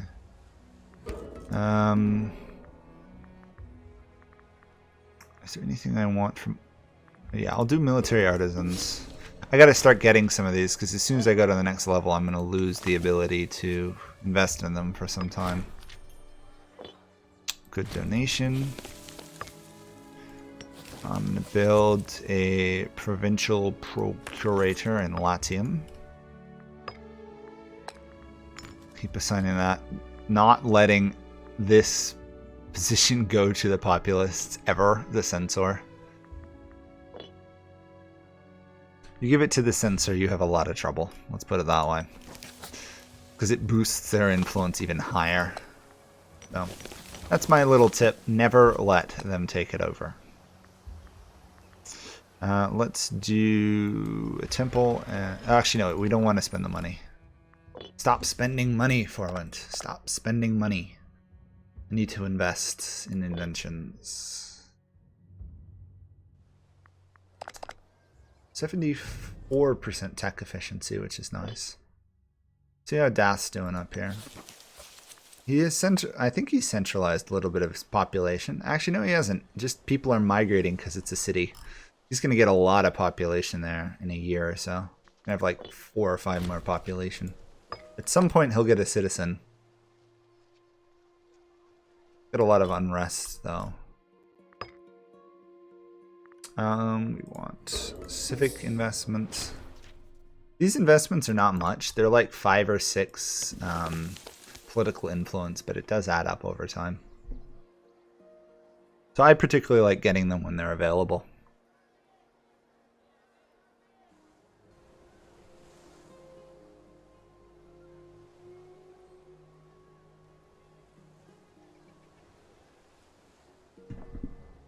I also could be drilling my army here. There's an option, and it would get the experience up enough that this military experience would go through faster. But the reality is right now I want the money, and it wouldn't make too big of a difference because also I'm not Rome. Oh, because I am Rome. If you're someone like, I don't know, Macedon, there's a different law that you can pass in this category, which is, I think, it's like noble exemption.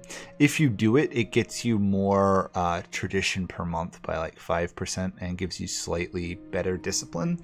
It's a toss-up on that one if you like the top one or the third option in that category if you're a monarchy, but it can give you additional military experience. The reality is military experience is really good. It's equivalent to like 2 or 3 tech levels usually, so when you can get it, it's good. As Rome though, I'm going down this tree here. I want to get the morale, recovery, war exhaustion, and building roads is good. The rest of these are if you're doing light cavalry stuff. Reality is this category here is in some ways if you want to do light infantry rather than heavy. And then this is your general one, has some navy, has general loyalty at the bottom, which is nice, but you got to get all the way down there. That's the way it goes. And everybody still is willing to defend those guys. Okay, what else do we want? Reduced aggressive expansion 5% is good. Anything that gives AE reduction is wonderful. Once I can colonize, there we go. For a little bit of gold I can expand to that province, which is nice. Gotta have 10 of my culture and religion, which is hard because it's just annoying. Like this assimilation here is so slow because it's not state religion, not primary culture, and the unrest is bad. That's why the Grand Temple I took, the 0.5 conversion early on, is so strong, because otherwise this wouldn't be converting at all. There are certain of them that are really good. I'm thinking of maybe doing a video, a guide on just what the best inventions are, because some of them are really good. Yeah, we'll take some more troops. Gotta make sure our general is staying loyal. She is, because she's married to the ruler family at the moment. Or her family is. And she doesn't have a lot of loyal factions, which is good. She's paying the ones she has and losing money, which is good. So she's not going to be a threat. She is slowly dying, though. At 41, she's frail. Currently, our Voluntarist is helping with that. I should see if we've got a better one. Oh, 13, much better. Should always check and make sure you've got the best people in office. If you can. As long as it's not a populist in the censor. Yeah, we'll switch it to the military. You're going to take that over. This guy, that can be held by a populist. That can be held by a militarist. And we'll send him there. There we go. So that's going to increase the military's influence by 1.2 a month, which is really good. Because, of course, the military are the ones who fight people for you, or want to fight people. Oh, I want to attack these guys. Come on, game. I could attack Carthage if I was suicidal. I'd probably win the war, but Carthage has so many little feudatories. They tend to have immense vassal swarm. It's really a pain to deal with. You can still win against them, and it's not hard, but why fight a tough battle if you don't have to? Oh, Dath is going to attack somebody in the spring. Oh, I wish I knew I was lagging so much then. He's going to go after these guys up north, who are already being attacked by barbarians. Speaking of barbarians, do I have to deal with that? No.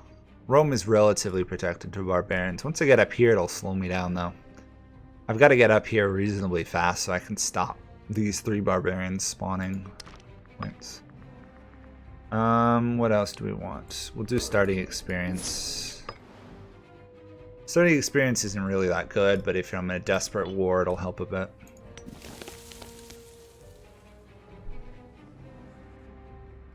Let's see.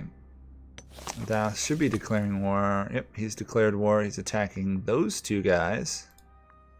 So that would give him quite a bit of land up there. Probably a good move. We're going to keep getting inventions if we can. If not, I'll spend it on upgrading provinces. I could do it. I'm going to want as many cities as possible. Or not as cities, buildings. But for now, we're going to keep upgrading the output. Every level gives 4% output, so we've already got 8, so we'll have 12. Let's see how Dath's War is going. The trick for him is to is really to take the forts, which take time. Yeah, see his city here is already gone from what 4 to 10. It's going to get even higher. A lot of his population is fleeing their other provinces for the city. At least he can support it because he's got fish. That helps a lot.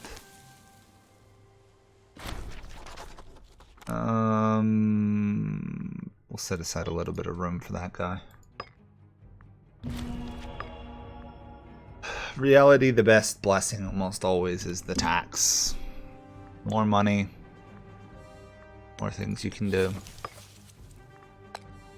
Literally, one province would start that big of a war? That's ridiculous.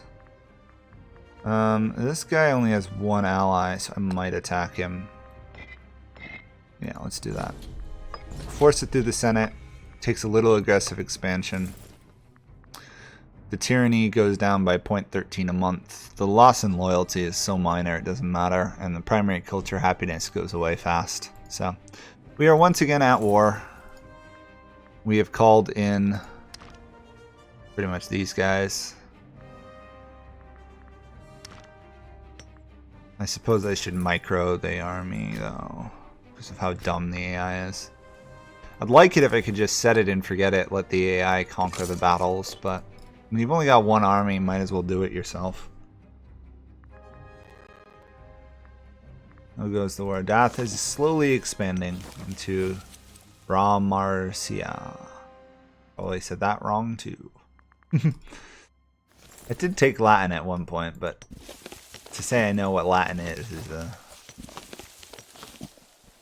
a joke.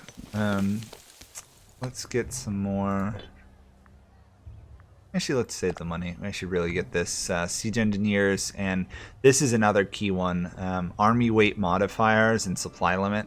That's what stops the nasty attrition that this game has. This is the one thing this game does very well is attrition, because of how bad the AI controlled armies are.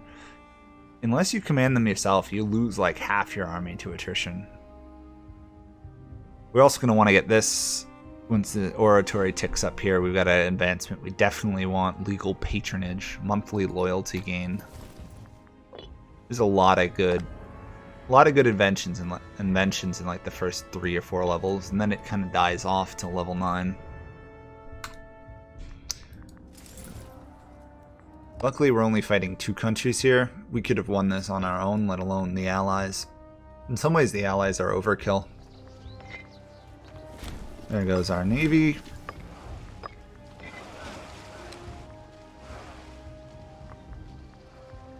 We're doing probing attacks to slowly. That's our best tactic. I do like how they tell you roughly what your army's best tactic is. The problem is it doesn't adjust to what the enemy's tactic is, really.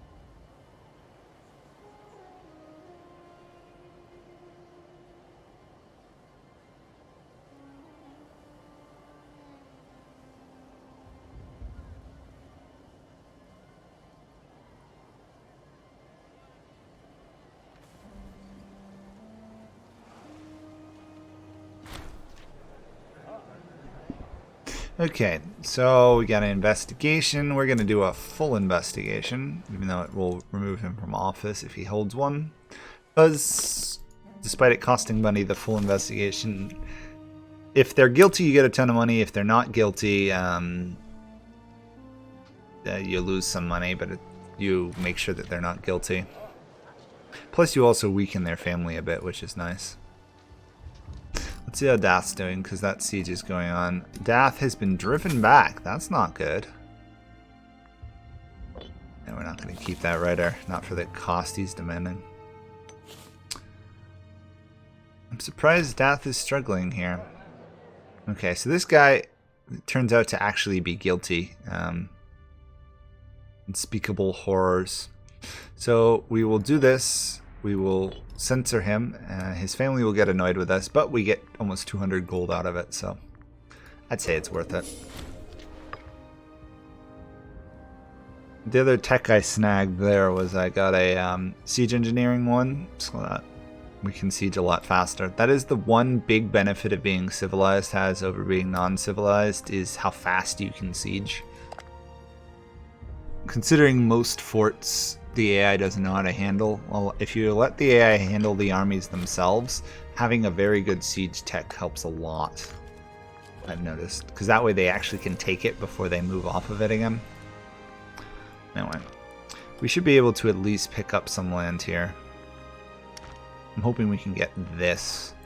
That way we'll have a fort and we don't have to try and defend 4 or 5 provinces. Oops, Dath lost a battle. He's regrouping. Speaking of which, Dath, remember you do have a unit reorganization thing you can do, which increases your reinforcement and morale recovery, but it does cost more. But considering Dath has 4 allies with him, he should win the war anyway. Let's get this legal patronage going. Ah, we took the siege. That's good. I'm going to go for their capital if I can get there in time.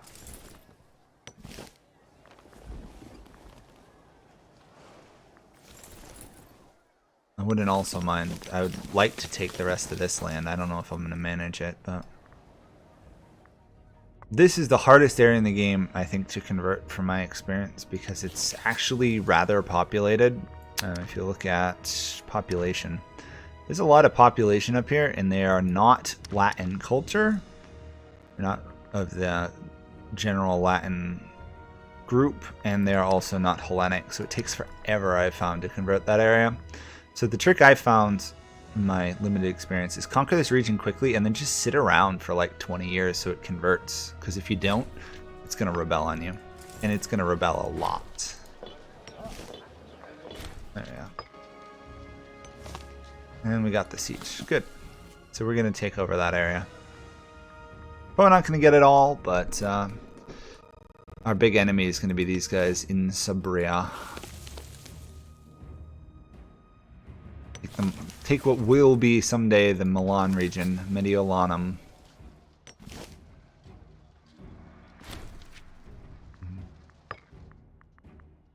Dath's feeling a little bit betrayed up there by his allies. They're not proving to be very reliable in helping. Sometimes that is the case, Dath, and there's not much you can do about it. When in doubt, let your clan retinues kind of do whatever they want, because they'll keep fighting and losing, but they are infinite manpower. So you don't have to worry about reinforcing them. He's probably personally commanding it, which is smart, actually. Ideally, I want to get this build and the import value. I've got a lot of stuff, but these I still need. This is good siege ability. This is good, somewhat good for import. This is good for cost. This is good. It's okay. This is really good. This is one that most people don't understand. This improve opinions max. This is actually really good because it actually allows you to improve relations beyond just 100, like in Europa.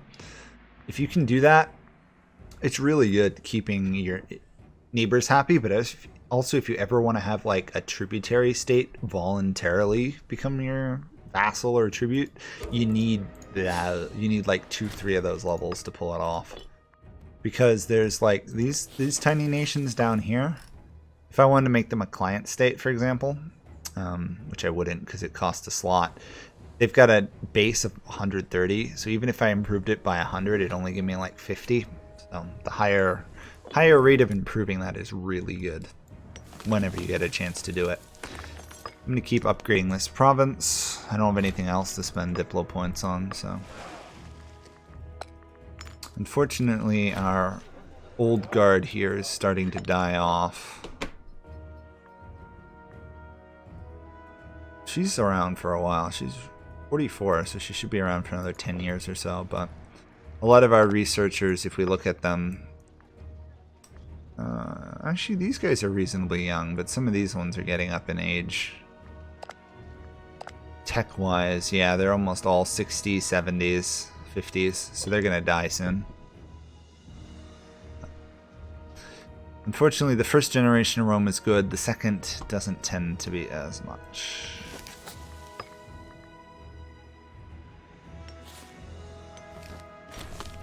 There we go. We just stole a lot of slaves, which is reasonably nice. We want that. There we go.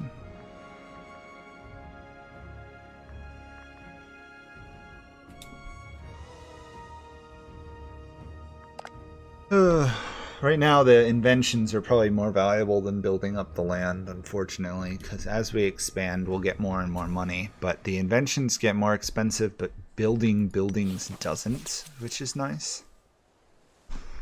So right now it's 149. Once we win this war it'll probably jump to like 160, 170. So the more I can buy now the better. If you ever play as a single province country like Megalopolis for the achievement, you'll tend to massively develop a lot of bonuses and a very big settlement, but you'll starve. It's just one of those things. But you'll have all the inventions in the game. You'll be starving, but you'll be very innovative. Civics advances, we want imports. Money is more valuable right now than the trade route for me. We could actually afford a whole army, or probably 2 armies right now. I just don't need it, so I'm not going to use it. And I'm going to get it. Awesome. Okay. I am honestly almost... No, they're giving it to Apua, so let's just take it ourselves.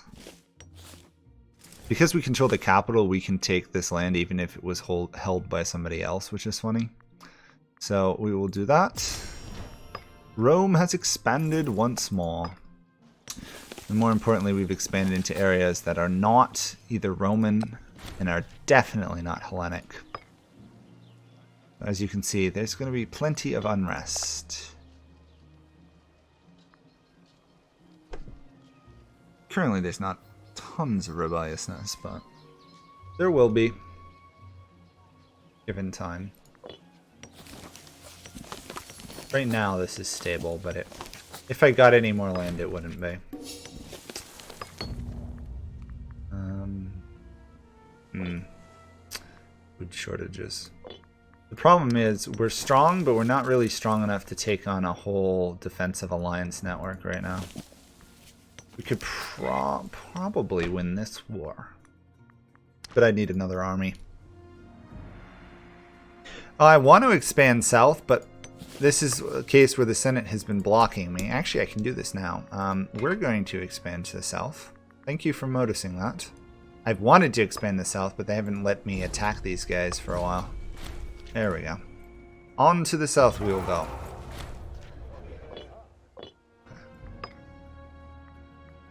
Right now we're still functioning on pretty much our base army, so.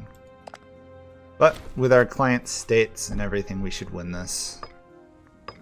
I think we just sank Apula's whole army, pretty much. Yeah, we did. We just took out their entire army because it was on their ships coming back. Yeah. Thanks for noticing. Yeah, we're definitely going to take over this area. It's much better to take over the south than the north. I just have to go north right now. Or at least I've had to have been going north. We'll see. Need an aqueduct here. At some point we're going to want to get a megalopolis going here. a megapolis, I guess, technically. But population hasn't hit 80 yet, and we don't have 400 gold to waste on something that big. Once we do, though, it's definitely worth us doing.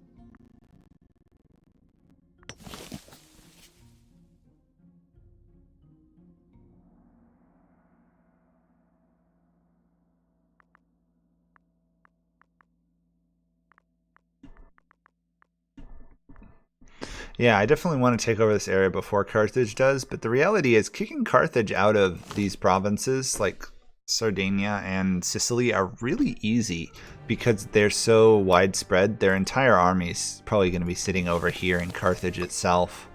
Actually, it's going to be attacking here. But I tend to find they conquer this area, which leaves me free to just kick them out of here in tiny little wars. They'll either attack me and then not send troops, or they'll send troops and I'll just stomp them. Bit of a joke, honestly, sometimes. Let's get some more legions to the field. So the trick to raising legions efficiently, well, you can do it individually, but I like to raise a single unit and then build to that unit, so that way the AI does all the combining automatically. Okay, and I should take over command of this army once I'm done. Once they arrive, win this battle, I'm going to order them to stay put. That way we actually take a fortified location sometime in the near future. Good ruler, but he's a populist. Down with the populists. However, we can now, if we had influence, we could do this empowerment, which would weaken him further. But see, the annoying part is he gets, if you notice, each of the faction leaders put a bonus towards it. The problem is these guys are almost always very charismatic, but also they get, because they're populist, they get double the bonus, which is annoying. That guy's just gifted in general. Okay, we'll put him in charge of an army. Actually, that could be dangerous. Should be careful, and then we'll raise. Ooh, we have 11 in there. We'll go with 8 this time. 7.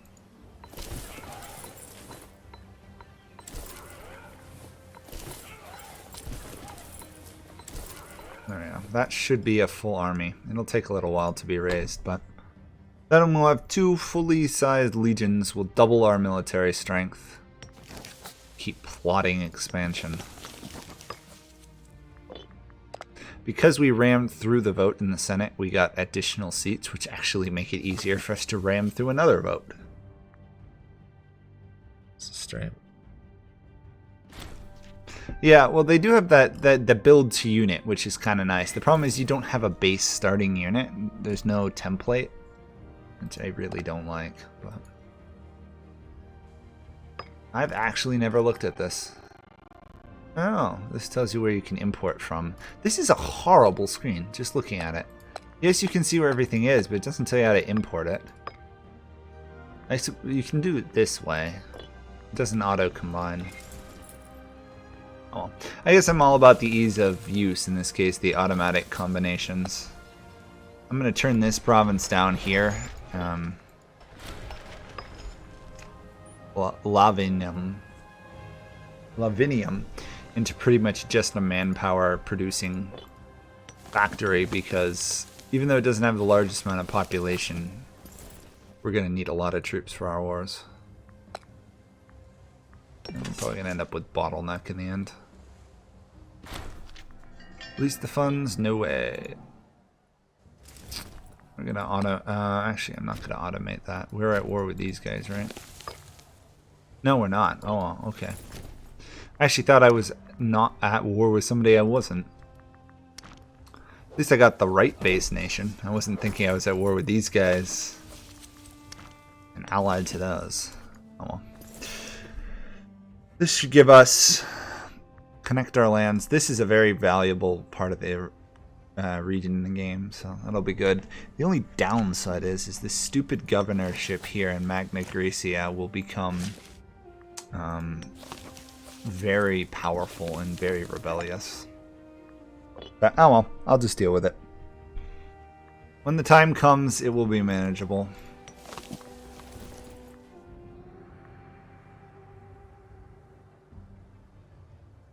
They're taking that. Once they take that, hopefully they'll actually take this fort. Otherwise I'll have to march back for it, which is always a problem. The other thing I may want to do at some point is build some foundries so that we can quick produce units and ships and stuff, because otherwise it takes a long time to train units. Oh well, we're doing okay. Let's see how Dath's war went up here. He won, he took all that land, but he couldn't take Grania up here. I think he might have gotten one from them. I don't know. Anyway, he's up to 120 population, which is pretty good considering what he started with. He just started with this. Yeah. He's going to want to build another... He's building an academy, but his next building should be a library so that he gets more citizens there. But the problem is citizens, although they give you research, they don't give you as much money as all the other, like, slaves or even tribesmen. So he's going to lose some income when he gets more civilians, but that's the way it goes. On the other hand, he'll actually have tech. Rather than being level 0 tech for the whole game like the nations out here will be. Okay, is this army 40 more days, then I have a second army built up. For some reason the game decided let's train them all from this one settlement, which was really dumb considering this settlement seems to be building slower than everywhere else. Oh well. Martial advances level 3. Okay, so once we hit level 3, we're going to want to save up 250 gold for manpower and recruitment speed. That would be really good. This war is pretty much won, so I'm just going to kind of let it run out for now. If you guys got any questions, this would be a good time to ask because I'm not doing much.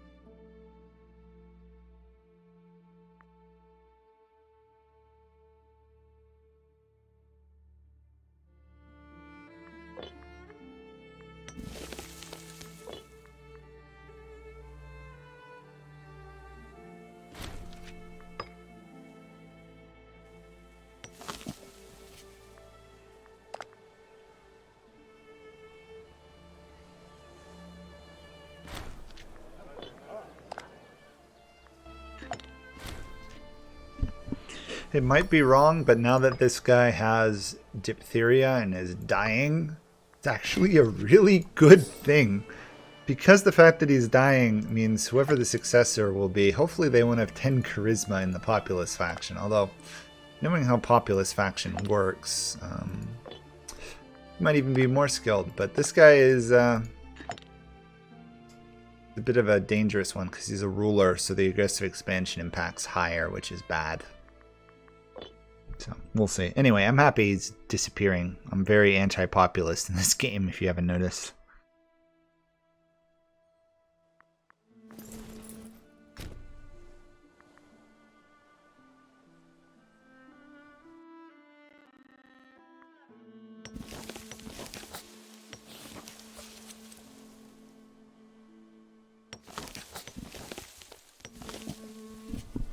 Not sure what Dath is spending his political influence on, but he's going to want to start putting a lot more centralization stuff going in his capital. He might want to do some curators or trade routes, because that is a pretty good province he's got in reality.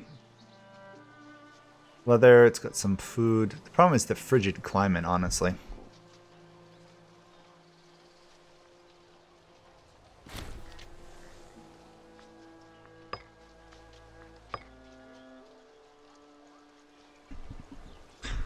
But honestly, the saving of political influence is a mistake most people make. Sometimes it's nice having a little reserve, but in reality, spending it all most of the time is the best move because the investments are usually really worth it. Okay, please. Oh my gosh, they can't take that one stupid fort already. Here we go. Wrong culture happiness. The Pengrini. Very good. Might be one of the best inventions in the game. Because you can't convert or assimilate people if they're unhappy, which is a little bit odd, but that helps making them happy, really. Okay, so I'm going to pretty much just take all this land. There we go. Then we get, for a little bit of tyranny, to tyranny, we get 20% of the population will convert to Roman, which is not bad actually. 6, we got 6 out of that. More importantly, we picked up a lot of land.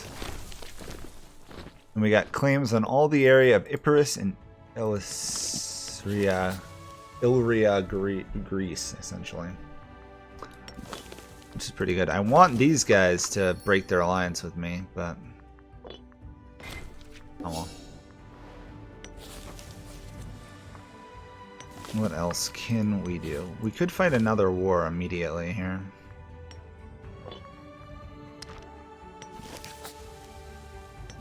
We probably could win this war if we had allies. Let's see if I can get allies. No, but I get all my city-states. I'll try it. We didn't get a lot of aggressive expansion because I planned for that by and large, so... It's now a matter of taking these provinces out. As you'll notice, we're getting a lot of trade offers, even though I have auto trading on, which is annoying. Our capital is slightly starving, which is an issue. Oh, unit attrition, that's why. Because I have an army there, I'm losing food. Oh well. Once the army's out, we should be back. Good. Hopefully we can take this area. Right there. If we can do that, I'll be really happy. We'll pretty much control out to where modern Italy is to some degree. And then it's just a matter of going north and west to control the Alps, and then we'll have northern Italy under our control. Ooh. Actually, I'm going to take the money at the loss of tribesmen. Tarentum will become a feudatory of Rome, a chance. If they do, I'll be really happy. I don't think they did, though. Darn. Oh, they did. Awesome. That is a free feudatory. That is really good. It's not a big feudatory, but every little bit helps, especially because it doesn't take a relation slot. Those are really good.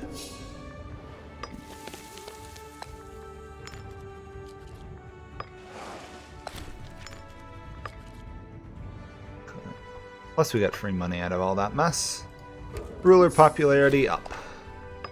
More popular are, less likely other people hate them when they take over. Not a big issue in a republic other than the loss of stability, but in a monarchy it's very useful. We're probably going to lose that fight. Oh no, we're going to win. Cool. Nice. Well, our navy is slowly growing by capturing other people's ships, which is hilarious. I do like that mechanic because it means that half the time you don't have to build ships. That's an issue though. They're going to take that settlements very soon. On the other hand, I'll take 2, including the war goal, so probably... Oh! Ha! They just all of a sudden decided, hey, you know what, I'm not going to bother to stay there, and they're going to move. I guess because the army appeared. I don't know if the allies are going to win that, though. Nah, they're good. They saw the army and started to run. If they had stayed, they might have taken the settlement. Oh well. Anything else we want? We want to get this opinions. I don't think we really have many tribesmen, do we? We have a little bit of tribesmen. I think we have 1 or 2 like tribal settlements tucked away in here somewhere.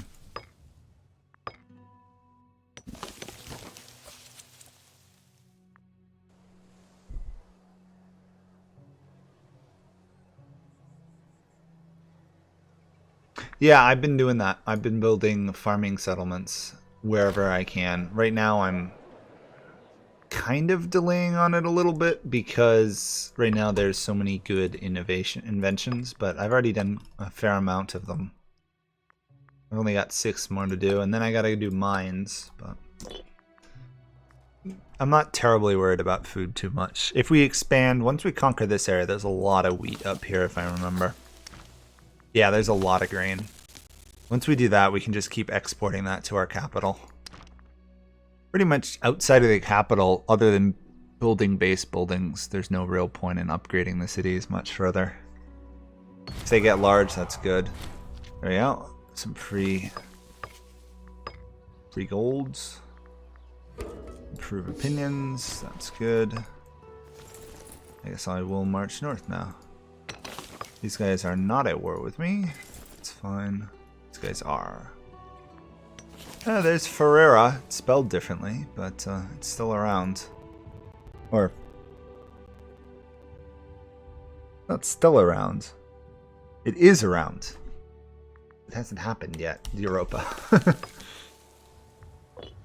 Hopefully at some point they'll have stuff so you can go from this to Crusader Kings to Europa. To probably they'd have to make a new Victoria and then on to Hearts of Iron or stuff. That would be cool. And even if you could do that, then you could go to Stellaris. Anyway, unfortunately, that's probably a pipe dream, but it would be pretty cool if they all integrated perfectly. I could see this one go to Crusader Kings pretty easily because you're playing essentially minus the Tibetan Plateau to some degree, which kind of is there. This is all the area Crusader Kings covers, so they could do it. There could be a Crusader Kings Imperator Rome converter. That would be really awesome, actually.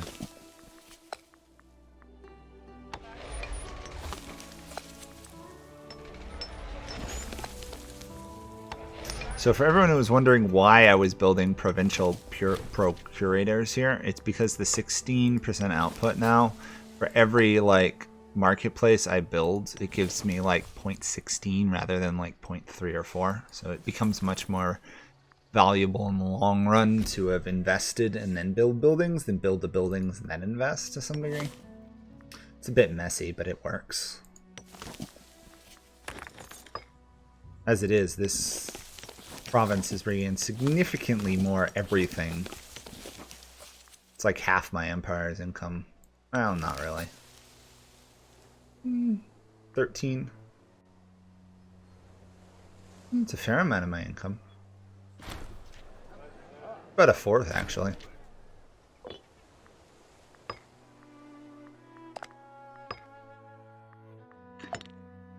guy's dying. He's not gonna... Actually, he's gonna live out his turn, but then he'll pass on.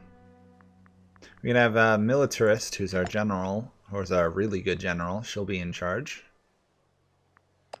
So that means we can probably find another war, actually. And then this guy will be here. Huh, this is funny. He's actually married to her, so we're gonna have a married pair ruling Rome. That is kind of awesome. Unfortunately, he is dying from cancer. She's frail, but it's not hurting her that much, but cancer's killing him. Too bad, it'd be kind of cool. We are not going to pay them off. There we go. The military faction's going to like us less because I refuse to bribe them, but oh well. I might throw a foundry down in some of these settlements, just so that when we build an army, it doesn't take like 2 years to raise a full army. Let's see what Dath's up to up here. Dath is at peace. He's got some truces. He's not expanding to the east, which is interesting, even though he could. Oh well. His population is stable. How's he doing with he doesn't have any citizens yet. It's taking a little it still hasn't reached that point. He's gonna probably want to build ideally I think he should build another building upgrade to his capital. That way he can get a second academy so he promotes faster. But he's already, as you can see, doing some procurators to get more income out of it, which is very wise. Who else are we fighting? Is that everybody? Pretty much is, actually. I can actually probably pull this army back. They're not going to be needed in the future. And now we wait till I take that siege and the war is virtually over once we take this province. Easy war in the end. Dath is allied to the people in the east. That would explain it to some degree. No, that's the people to your west, Dath, not your east. Yeah, the people to your west are your allies. The people to your east in Sweden are your enemies. Okay, that makes more sense.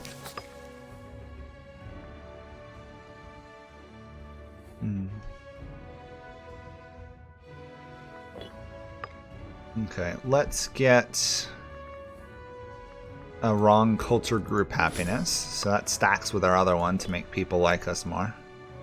Because these guys, for example, even though they're citizens, they really don't like us. But accepted rights and everything else all helps. Still, it's going to take forever to assimilate these people. Or convert them. I may want to build a temple and stuff. I find it's much easier to convert, then assimilate them, than assimilate, then convert. But speaking of both, how's Rome doing? Pretty well. They've got a little bit of druidic culture and a little bit of culture from the other people we've conquered. 15% promotion rate though, because of how big our population is. That's awesome.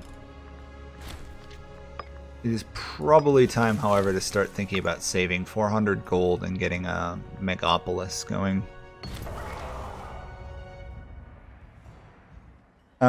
No, I'm not going to keep buffer states. What I'm going to do is I'm going to get rid of the barbarian settlements. I'm going to civilize them. You know how to do that, right? So if one of these is near it, all you have to do is you have to go to, well, you have to build civilization effort. Once that gets to, I think it's 30 civilization, which takes a while. And then it will start improving the civilization of nearby barbarian settlements. And if you get that high enough, they just won't spawn. That's pretty much what I'm going to do. Other than that, once I get up here, rather than trying to expand out to these barbarian settlements, I'll probably just build a couple forts. I'll make it easy on myself. Really, the barbarians are not a big issue in the game right now. They really need to be more of one. Because there's these three here, but they're only... the spawn rate is low. For example, if you play as someone like Egypt and stuff, they've already gotten rid of their barbarian spawn points near them. Most of the civilized world does that very quickly. You have a little bit of issue up here and down there, but they're really not a threat like they need to be. Maybe there's events that make them spawn, but historically that happened later in Rome's history, if I remember. After Caesar, the barbarians really started pressing on Rome.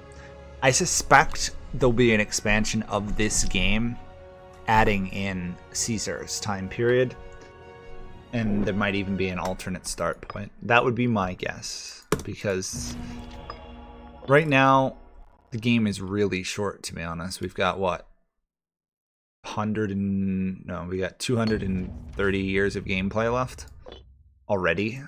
Compared to Europa, it's roughly the same, but compared to Crusader Kings, it's really short. No.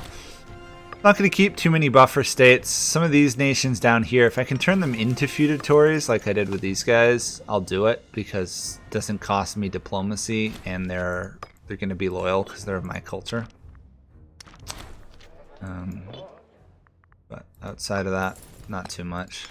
May need to send this army north, actually. Looking at it, they've managed to smash my ally. We actually have 2 female consuls. Interesting. This guy did not win his election, unfortunately. She did, however. We've got a military and a religious female rulers. Not bad. We're going to get our next tech here, military, in a little bit. We'll get this one, and then we can head further down. I want the roads. The roads are the most important thing, really. Pretty much the only reason I've gone down that tree is the roads.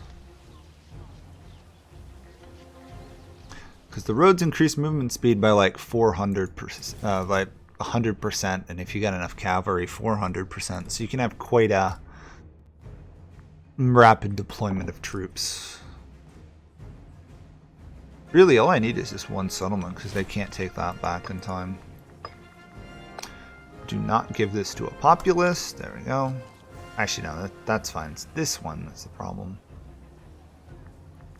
As you'll notice, I'm just fighting even though I have aggressive expansion because of how good Rome's decrease is. The key is for me not to take too much land. If I do that properly, the people there are still happy enough they get somewhat integrated and converted. I just gotta do more. I find it's actually really easy to convert the non-cities. It's the cities that become a bit of an issue. Because slaves assimilate really fast. Get another. Nah, I'll save it for that. Are we going to win this? Yes, I say. It's going to be close, actually. Reasonably close.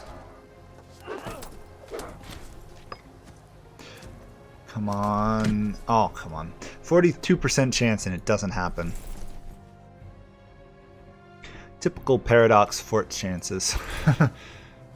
He is going for my army. He gets there before I do. I'm going to lose that army. Or the state. Sure, we'll take a free fortress from somewhere. Saturna. Where was Saturna? Right there. Oh. Oh, I guess this for some reason built it in a settlement. Import route. There we go. That should be... Oh wow, these guys have expanded? You know what? If these guys have already expanded up here, I'm going to try and take some of the Alps region if I can. This is an annoying place to take, so... Free taking of that would be lovely.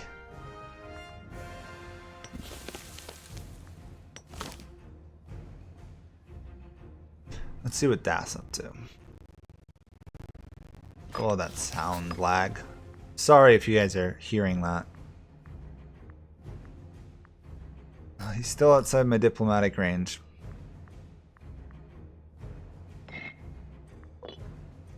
How's his capital looking? His capital's looking a little bit better.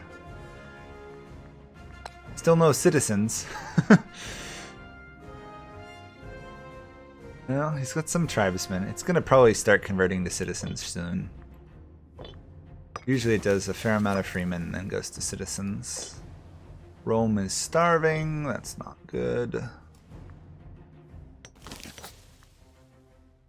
400. Okay, we're saving. That's what we're doing.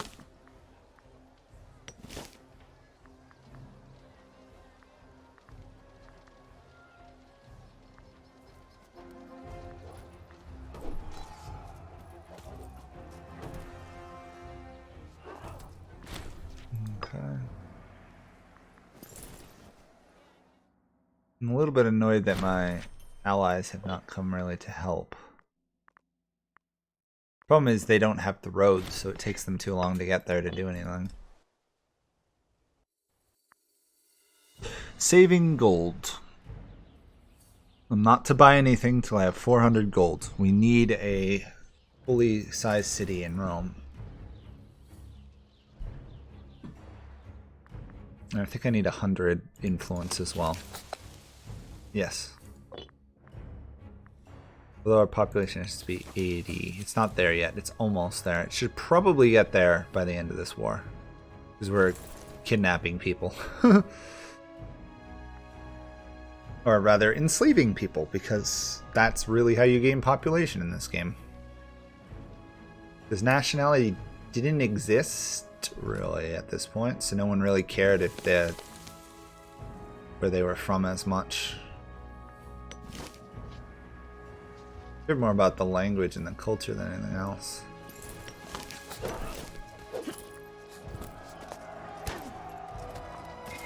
There we go. Discipline for the win. Discipline and heavy infantry, obviously. I find it funny that heavy infantry beats heavy cavalry. Heavy cavalry really doesn't do much except for us archers in this game. Yeah. New army tactic. Not that I'm going to do much with it at the moment. We will do army morale recovery.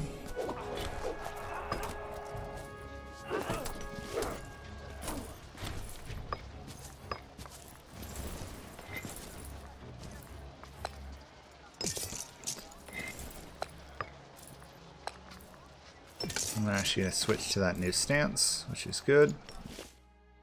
There we go. There's my little vassal states have finally arrived.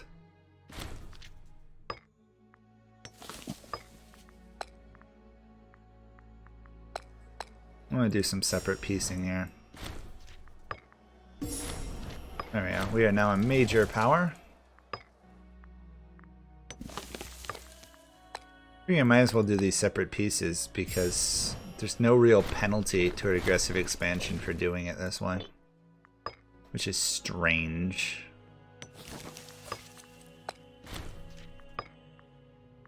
Like some of these I'm going to get away with just wiping them out and actually lowering aggressive expansion by conquering them. I don't know. It's strange. Anyway, we've got enough. We can take the rest of their lands. There we go. Big expansion. Very big expansion. Now the problem comes holding on to all this land because a good portion of this land is going to hate us. Absolutely hate us.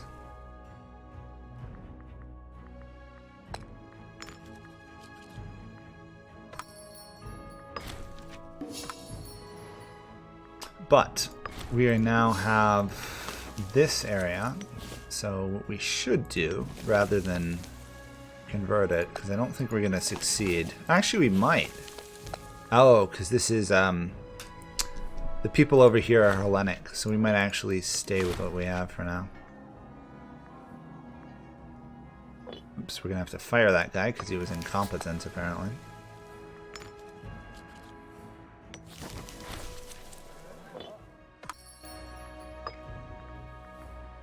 We'll do fish, I guess.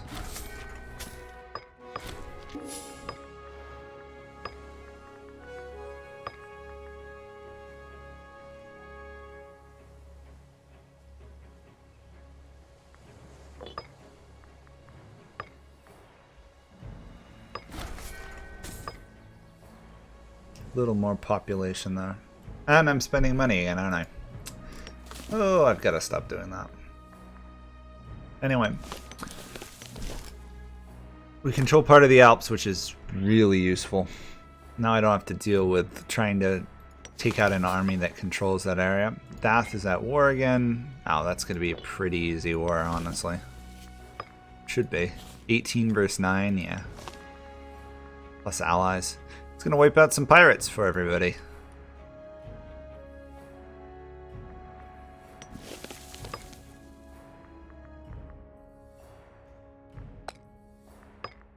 I'm going to get some claims fabricated, and then we're probably going to attack this guy there if we can. Diplomatic reputation. I wish it was more useful in this game. I really do. Take it anyway. It doesn't do anything as far as I can tell that much. It's at like a +1 to all acceptance, and that's it. And I spent money again. Ay, ay, ay. Stop spending money. I'm not really doing that good on that sense, am I? Spending money like water.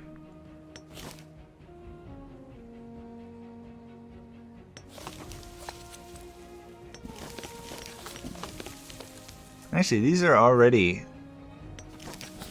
of the Latin group, aren't they? Yeah, these are all part of the whole Latin group here, so I don't have to worry about it as much. So let's actually change this. We are going to go with civilization effort. It's going to take a long time, but once we get this to, I think it's 30, this will start going down in power, and then we don't have to deal with barbarians from there anymore. Problem solved. So we've got about 20 more minutes of this stream, so if anybody has any questions, now would start to be the time to ask them, because as we get close to the end, probably something crazy will happen.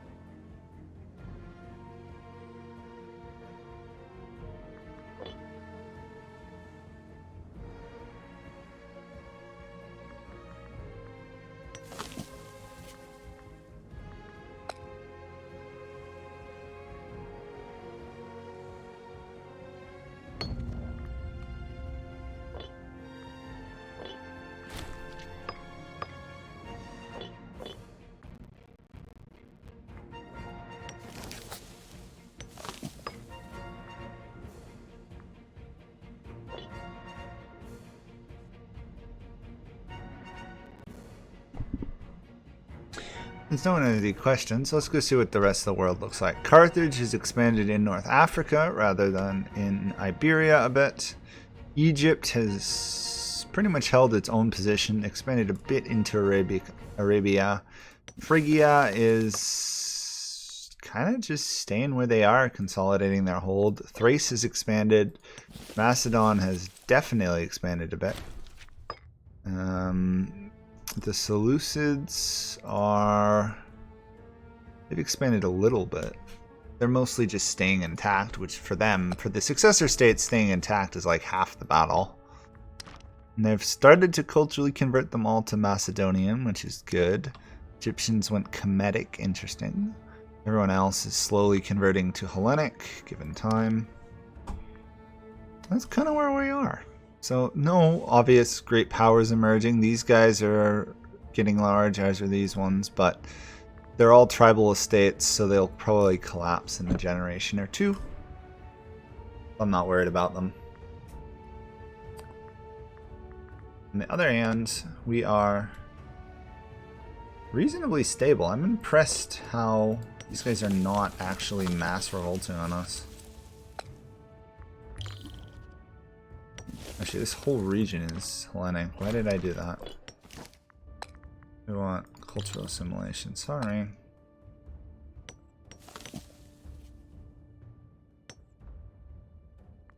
Slow assimilation, but they are at least assimilating. Here's the problem. These ones are not at all. That negative 20 due to the unrest. Forever. So, no change there yet. It's going to take time. Eventually the civilization will switch and it will actually say improve nearby barbarian encampments by 0.2. And then one of our major potential issues will be solved. These ones up here are actually good for me right now because they're going to mess up with the AIs.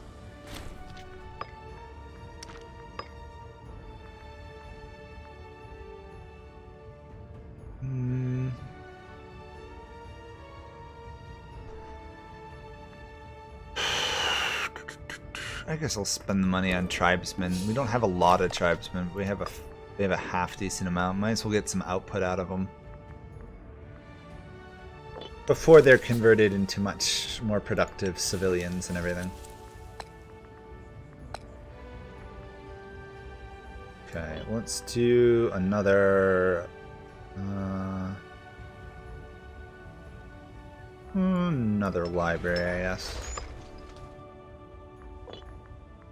More citizens, the better.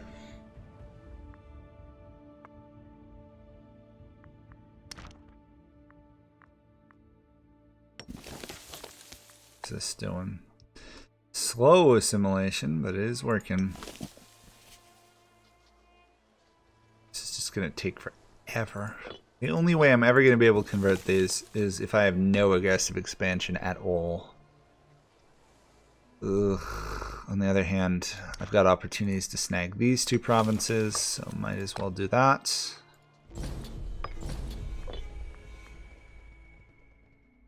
Both of my armies marched all the way down there. Typical.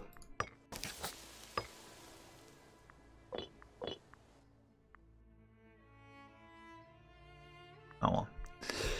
That's fine, they won't be able to take too much. There's nothing really valuable up there. They'll get stuck on the 2 forts or 3 forts there, and the armies will arrive and smash them. Oh, that's nice. Unrest and tax. Plus some free manpower is always good.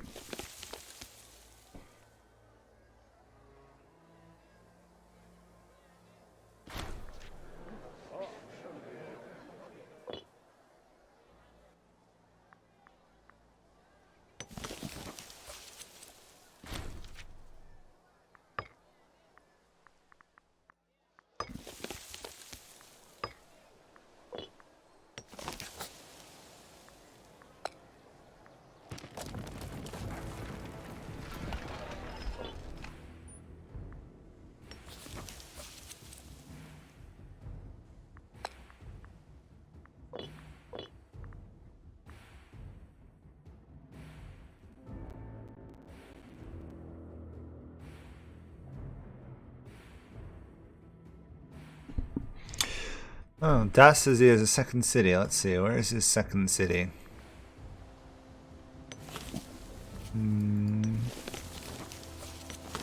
Doesn't look like it's in his capital area, so it must be up here somewhere. Ah. Konghele. Or however you say it. Boy, that guy's been around for a while, his ruler.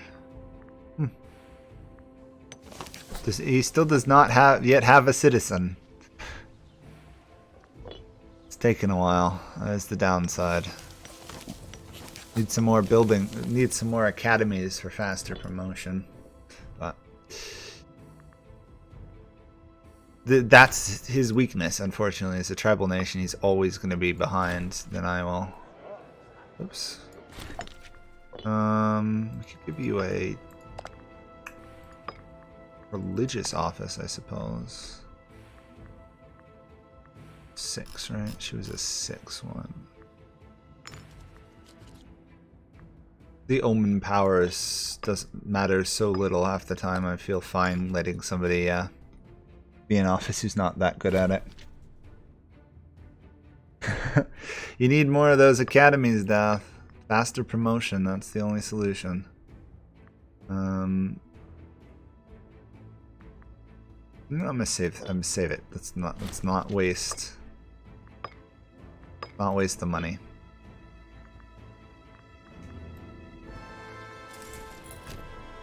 Okay, see, since I've automated these armies, they're just endlessly marching around looking for enemies to fight rather than actually taking the forts. Oh, come on. That's why you still have to micro even mass wars when you outnumber the enemy 5 to 1, because somehow the game still messes it up.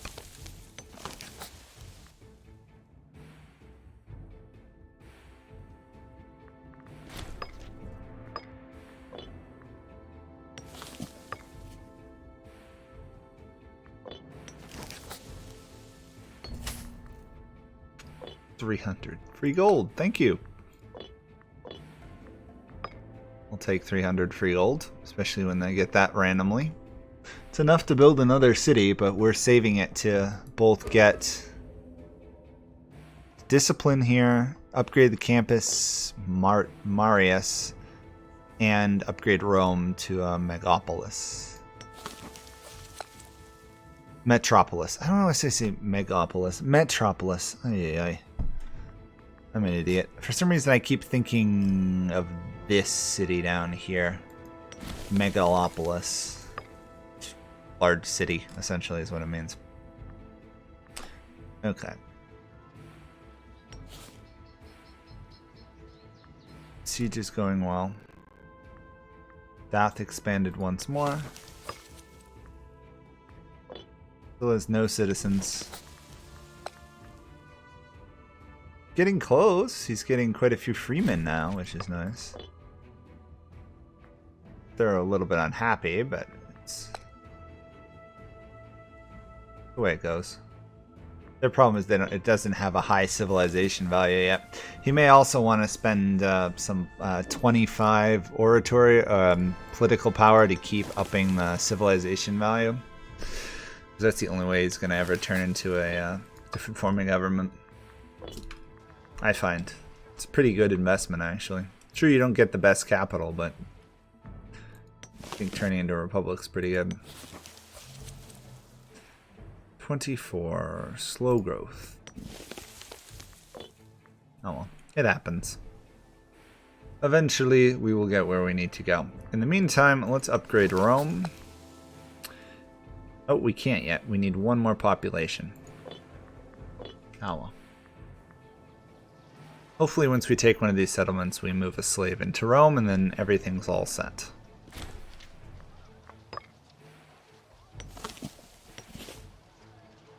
Or not. Anyhow, let's get discipline. Might as well spend some of this money because we can't do anything with it. And then we will do improve opinion. Be pretty good on that front. Are you kidding me? Did we just... Nope, okay, that person didn't go to the Rome's capital.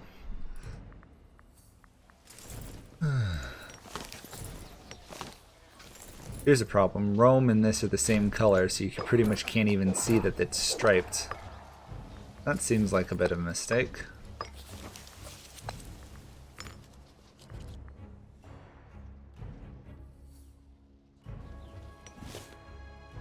We just need this occupied and we should be good.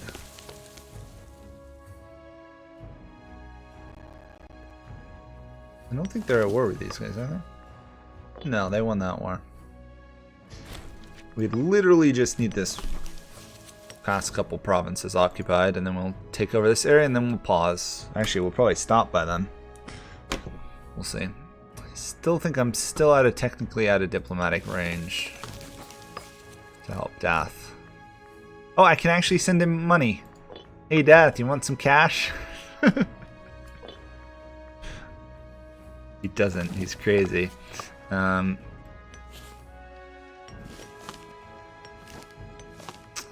Rome of the Great Wealth. There we go.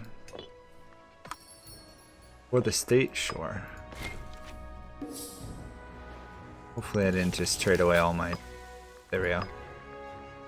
Just enough to prevent Rome from starving? It's pretty close, actually. I can export another fish? Awesome. There we go. Rome should be stable.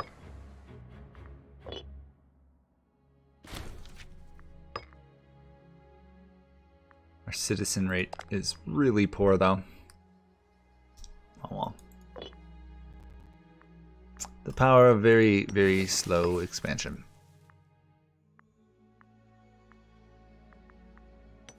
I could technically attack these guys. Might not be the best. That might actually be a good idea. Yeah, I'm going to attack these guys. Both my armies are automated, and now I will finish off what used to be my ally and take this area, which would be really good for me.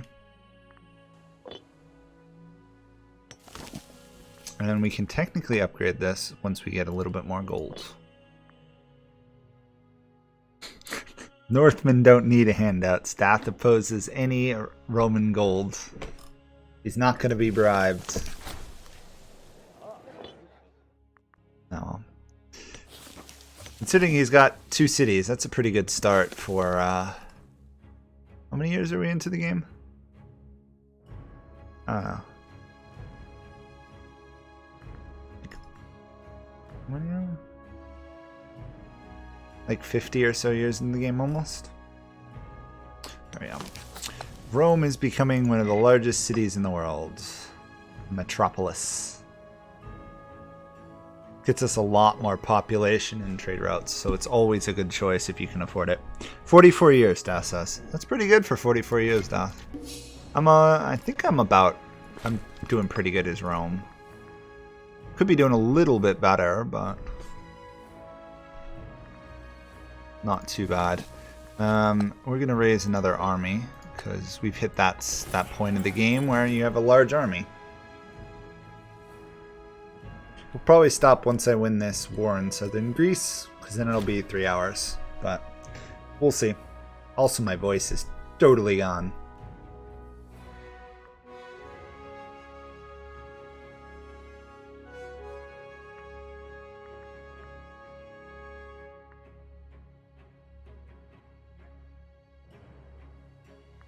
Okay, clearly I'm going to have to micromanage this army because they are being incompetent.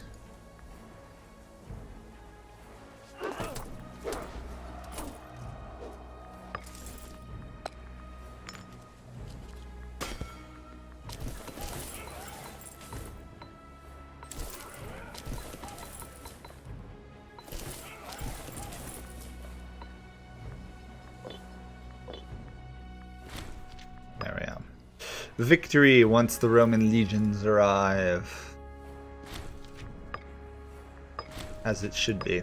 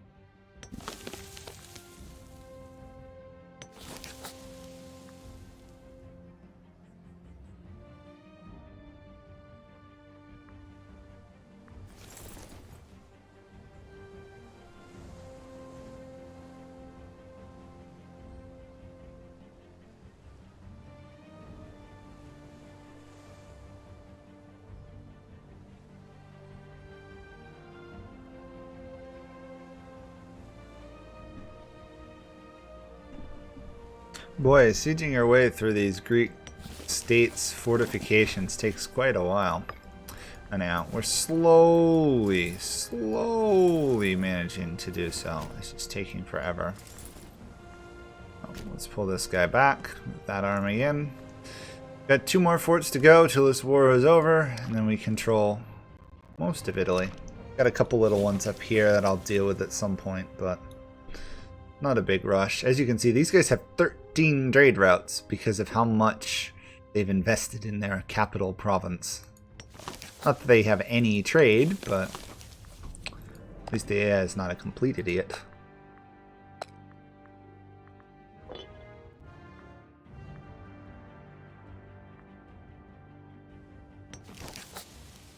Dath is still unable to get any citizens, which is beyond strange to me. Oh well, it's slowly working away. Got another settlement done. Another fort. We slowly expand.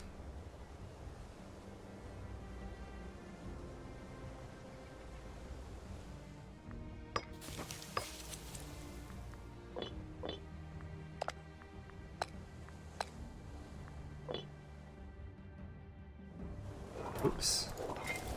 They've apparently decided to attack me. I think we're gonna win, but it'll be closer than I would like.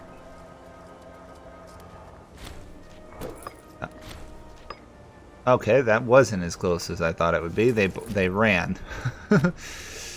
That's awkward. They just ran away.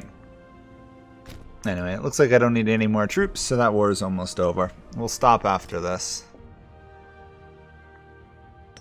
So I was looking at the features for this. It honestly looks like I can, in fact, stream this without having any human players. So I might do that someday. Just have the AI play itself and see who wins. I'm kind of curious to see what happens, because so far, none of these great nations have really done much. Seleucids have expanded a little bit.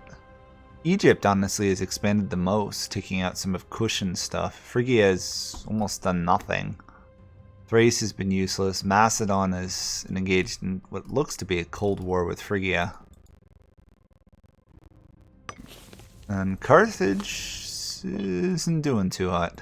They picked up a little bit up here. It's very strange. They're not expanding the way I'd expect Carthage to expand.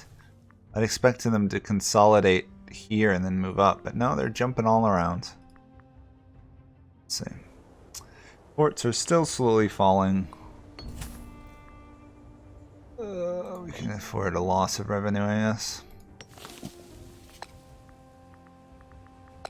So we're not having any trouble with promotion. It's more we just need more libraries and more money, really.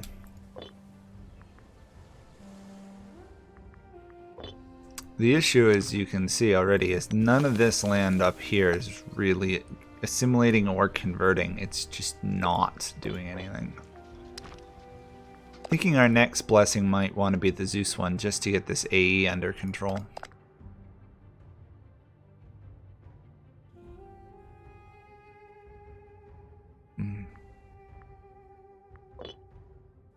And we don't have much else to focus on at the moment.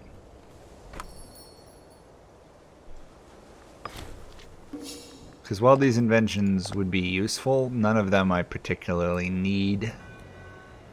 This +1 primary culture happiness is nice, but not something we desperately need to get our hands on. The thing is, we're going to be almost out of manpower, so it's a good thing the stream will be stopping, because otherwise we're going to be sitting around for probably about 10-15 years in-game just to rebuild.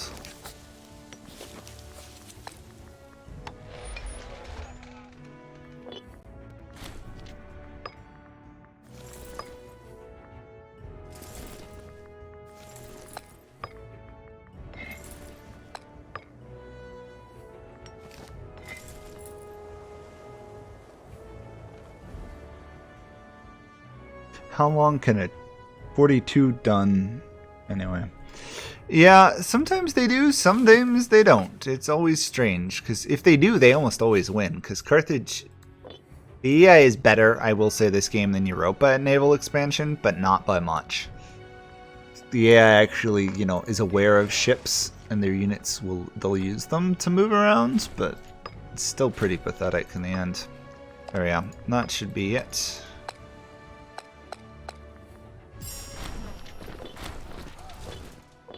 Put them all to the sword, save that aggressive expansion. A little bit of tyranny, but in the end, a lot of land for Rome. So Rome has gone from, I think it's what, like 500 to 600 at the beginning to 2,000. Dath up here, who started with not a lot, has gotten bigger and has become somewhat more civilized. So that's all positives. But I think we're probably going to stop here. I'll send Dath a little bit of a handout, I guess, because why not? I've got the cash. And I think we'll probably stop here. We may continue this again, we may not. Really depends when Dath and I are free to play again, or if other people want to play. So I guess that's thanks for watching, and we'll stop at the end of this month.